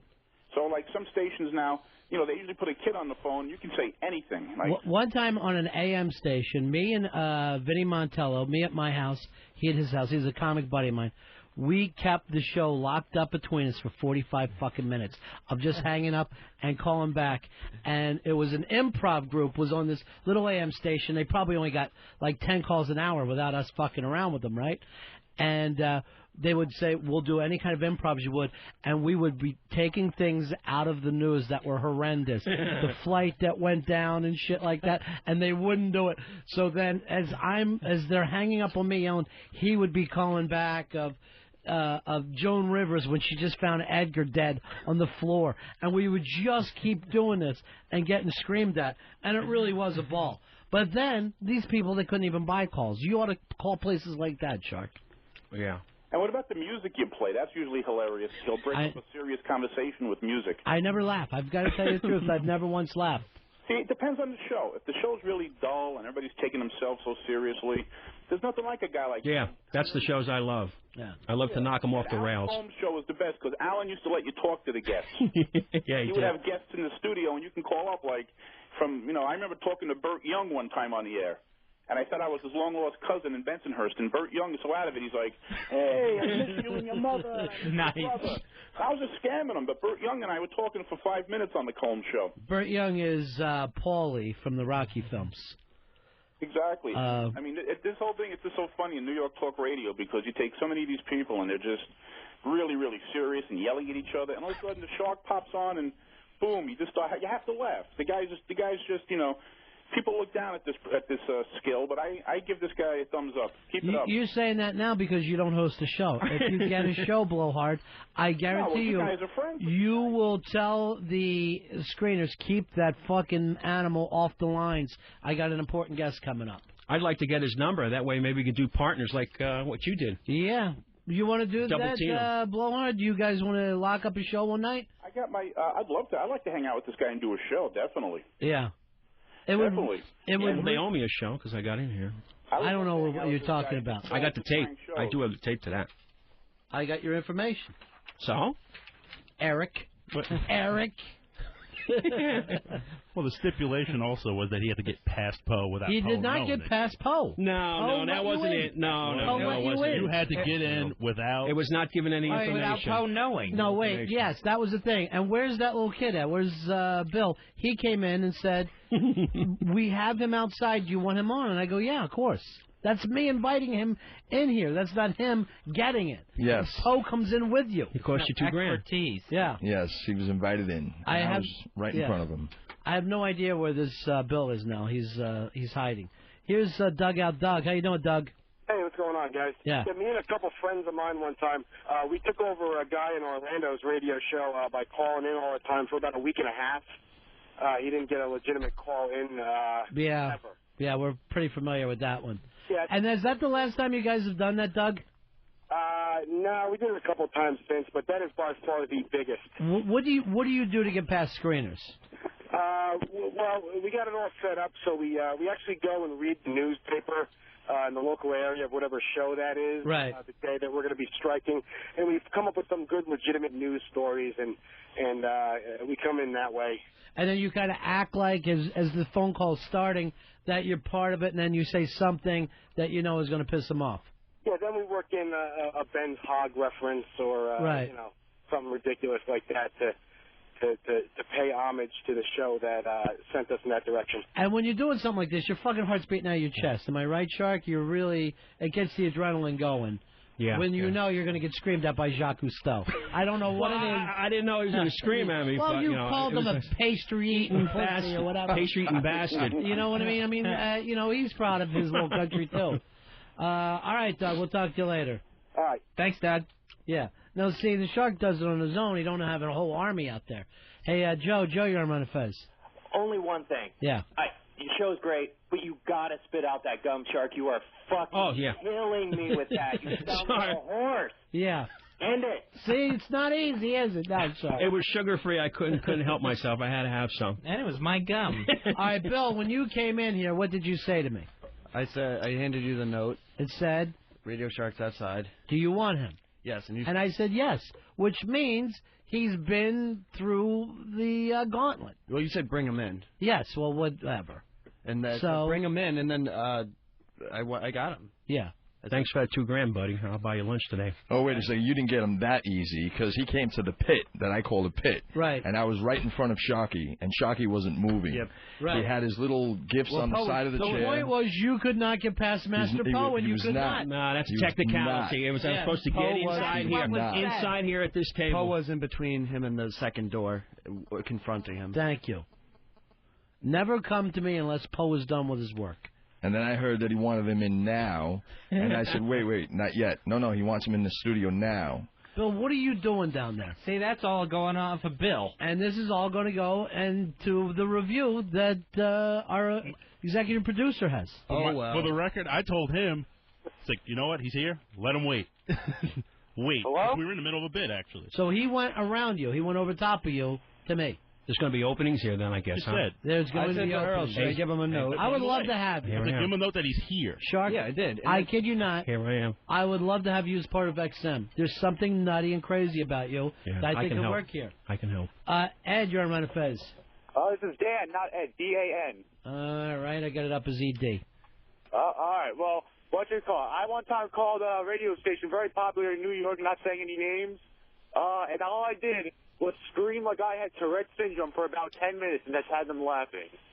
And they left it on? They left it on because they didn't know what to do, I think, because I was screaming like... Yeah, I would leave that stuff. I'd let that go. See if you can tire him out. You know, the thing is, you have no idea how much a nice call is appreciated by hosts, because they're so fucking rare. You're saying yes like you give one. I do give nice calls. You do not give them. I you do. never give a helpful I try call. to, and then something goes wrong. You know? I get the worst. They come Asking back. bad questions through a harmonica is not interesting. That's not me. That's not me. You might not ever hear from the harmonica man again. He might have put that harmonica down and just turned to stone because Bob Grant's gone. You know what? And then maybe not. Yeah. Here's what drives me crazy. Blowhard has played into your ego and making you feel like you are a legend, making you feel like you do have fans out there. If you listen to New York talk radio, this guy is like all over for the last 20 years. This guy's been calling. It's been that long, yeah. And Doesn't feel like it. What Feels is, like yesterday. What is it that you're hoping to get? What is it that you want? I just want to bring happiness. I just want to cheer people up. I just want to make everybody happy in the world.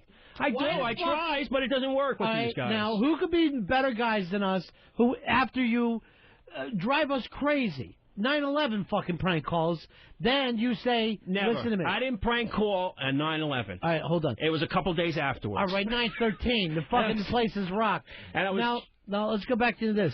So we said, hey, have a drink. We're all hanging out. We're having a good time at the club. You said, my car won't stop. Can you come out and give me a push? Me, Fez, Pickup truck. D, we come out, push his car down fucking 9th Avenue. Here's the thing.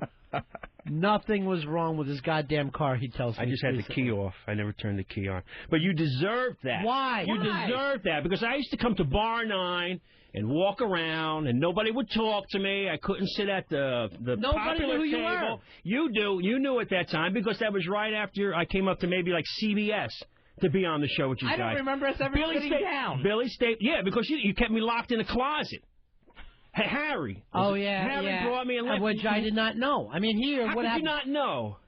You see how it goes I had here. the same presents. I've been carrying them for like 3 years. Bill, be careful with that gum. If Bill doesn't come in and tell me, I mean, you know I don't know what's happening in that room now or what's happening down the hall. Mr. Poe is working on security things. The guys are over there answering phones. Yeah, but we're talking in about a the fucking past. bubble. We're talking about the past back So then. you were so mad at us that you had us push a fucking car down 9th Avenue. I thought it would be fun. Yeah. I thought it would be fun.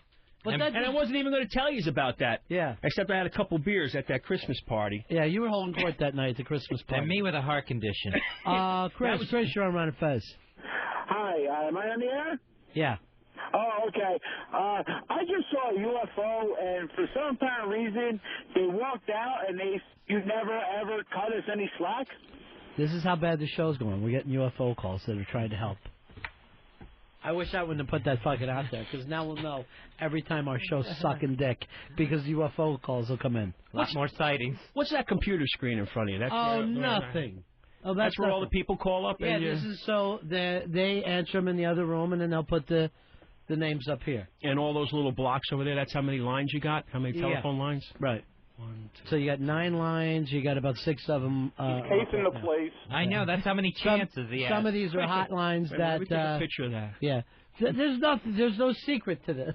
Poe just Thank you, Poe. No pictures. No pictures at all. Keep your camera in your pocket. Yeah. By the way, just so you know, look at this picture we have of you. We have you as number 1, and Bobo is number 2 on the poll list. I like to catch that guy who was trying to give me the horns behind my head over there. Yeah, who was that? I don't know. He was next to Mikey Boy. I wish I never took that picture with Mikey Boy. I didn't know he was going to put it up. Yeah, Mikey Boy I has would have everything. been able to change my look. Yeah.